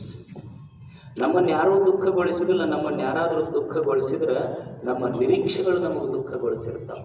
ನಾವೇನು ಮಾಡ್ತೀವಿ ಅಂದ್ರೆ ನಮ್ಮ ಮನ್ಯಾಗ ಹೆಣ್ಮಕ್ಳು ಪ್ರೀತಿ ಮಾಡುವುದಿಲ್ಲ, ನಮ್ಮ ಸ್ನೇಹಿತರು ಪ್ರೀತಿ ಮಾಡುವುದಿಲ್ಲ, ನಮ್ಮ ಗಂಡ್ಮಕ್ಳು ಪ್ರೀತಿ ಮಾಡುವುದಿಲ್ಲ, ನಮ್ಮ ನೆರೆಹೊರೆಯವರು ಪ್ರೀತಿ ಮಾಡುವುದಿಲ್ಲ ಅಂತ ಬರೇ ಮಂದಿ ಎದುರಿಗೆ ಮಂದಿ ಕಡೆಯಿಂದ ಪ್ರೇಮ ಬಯಸುವ ಭಿಕ್ಷುಕರಾಗಿವೆ ನಾವು ಅಷ್ಟೇ. ನಿಮಗೊಂದು ಸತ್ಯ ಗೊತ್ತಿರಲಿ, ನಾವು ಯಾರಿಗರೇ ಈ ಜಗತ್ತಿನಿಗೆ ಭಿಕ್ಷಾ ಕೇಳಿದೀವಿ ಅಂದ್ರೆ ಭಿಕ್ಷುಕರಾಗ್ತೀವಿ ಅಷ್ಟೇ. ನಾವು ಕೇಳಿದಷ್ಟು ಪ್ರೇಮ ಎಂದಾದ್ರೂ ಜಗತ್ತಿನೊಳಗೆ ಕೊಡ್ಲಿಕ್ಕೆ ಸಾಧ್ಯ ಐತೇನೆ? ಯಾಕಂದ್ರೆ ಅವರು ಭಿಕ್ಷುಕರಾದ್ರೆ ಯಾರು ಕೇಳಾಗುತ್ತೆ? ಅವ್ರಾಗ ಏನು ಶ್ರೀಮಂತರದಾರ? ಅದಕ್ಕೆ ಮನುಷ್ಯನೇ ಈ ಸತ್ಯ ಗೊತ್ತಿರಲಿ, ಮಂದಿ ಹತ್ತಿರ ಪ್ರೇಮ ಕೇಳಿ ಪ್ರೇಮ ಭಿಕ್ಷುಕನಾಗೋದಕ್ಕಿಂತ ದೇವರು ನಿನ್ನ ಹೃದಯದೊಳಗೊಂದು ಪ್ರೇಮ ಸಮುದ್ರ ತುಂಬಿಟ್ಟಾನಲ್ಲ, ಕೇಳಿ ಭಿಕ್ಷುಕನಾಗುವುದಕ್ಕಿಂತ ಯಾವುದ ಆಸೆಗಳಿರಲಾರ್ದೆ ನಿನ್ನ ಪ್ರೇಮವನ್ನು ಹಂಚಿ ಮಹಾದಾನಿಯಾಗು. ಅವಾಗ ಸಂತೋಷ ಸಿಗುತ್ತೈತಿ, ಮನಸ್ಸು ಸುಂದರ. ಇವು ಮೂರೂ ಕೆಲಸ. ಒಂದು ಸ್ವಚ್ಛ ಆಗಬೇಕು. ಸ್ವಚ್ಛ ಆಗಬೇಕಾಗಿದ್ರೆ ಸತ್ಸಂಗ ಮಾಡೋದು, ಪೂಜಾದಿ ಕಾರ್ಯಗಳನ್ನು ಮಾಡೋದು. ಚಂಚಲ್ಯ ಹೋಗಬೇಕಾಗಿದ್ರೆ ಶ್ರವಣ ಮಾಡೋದು, ಒಳ್ಳೆ ಮಾತು ಕೇಳೋದು, ಸತ್ಸಂಕಲ್ಪಗಳನ್ನು ಮಾಡೋದು.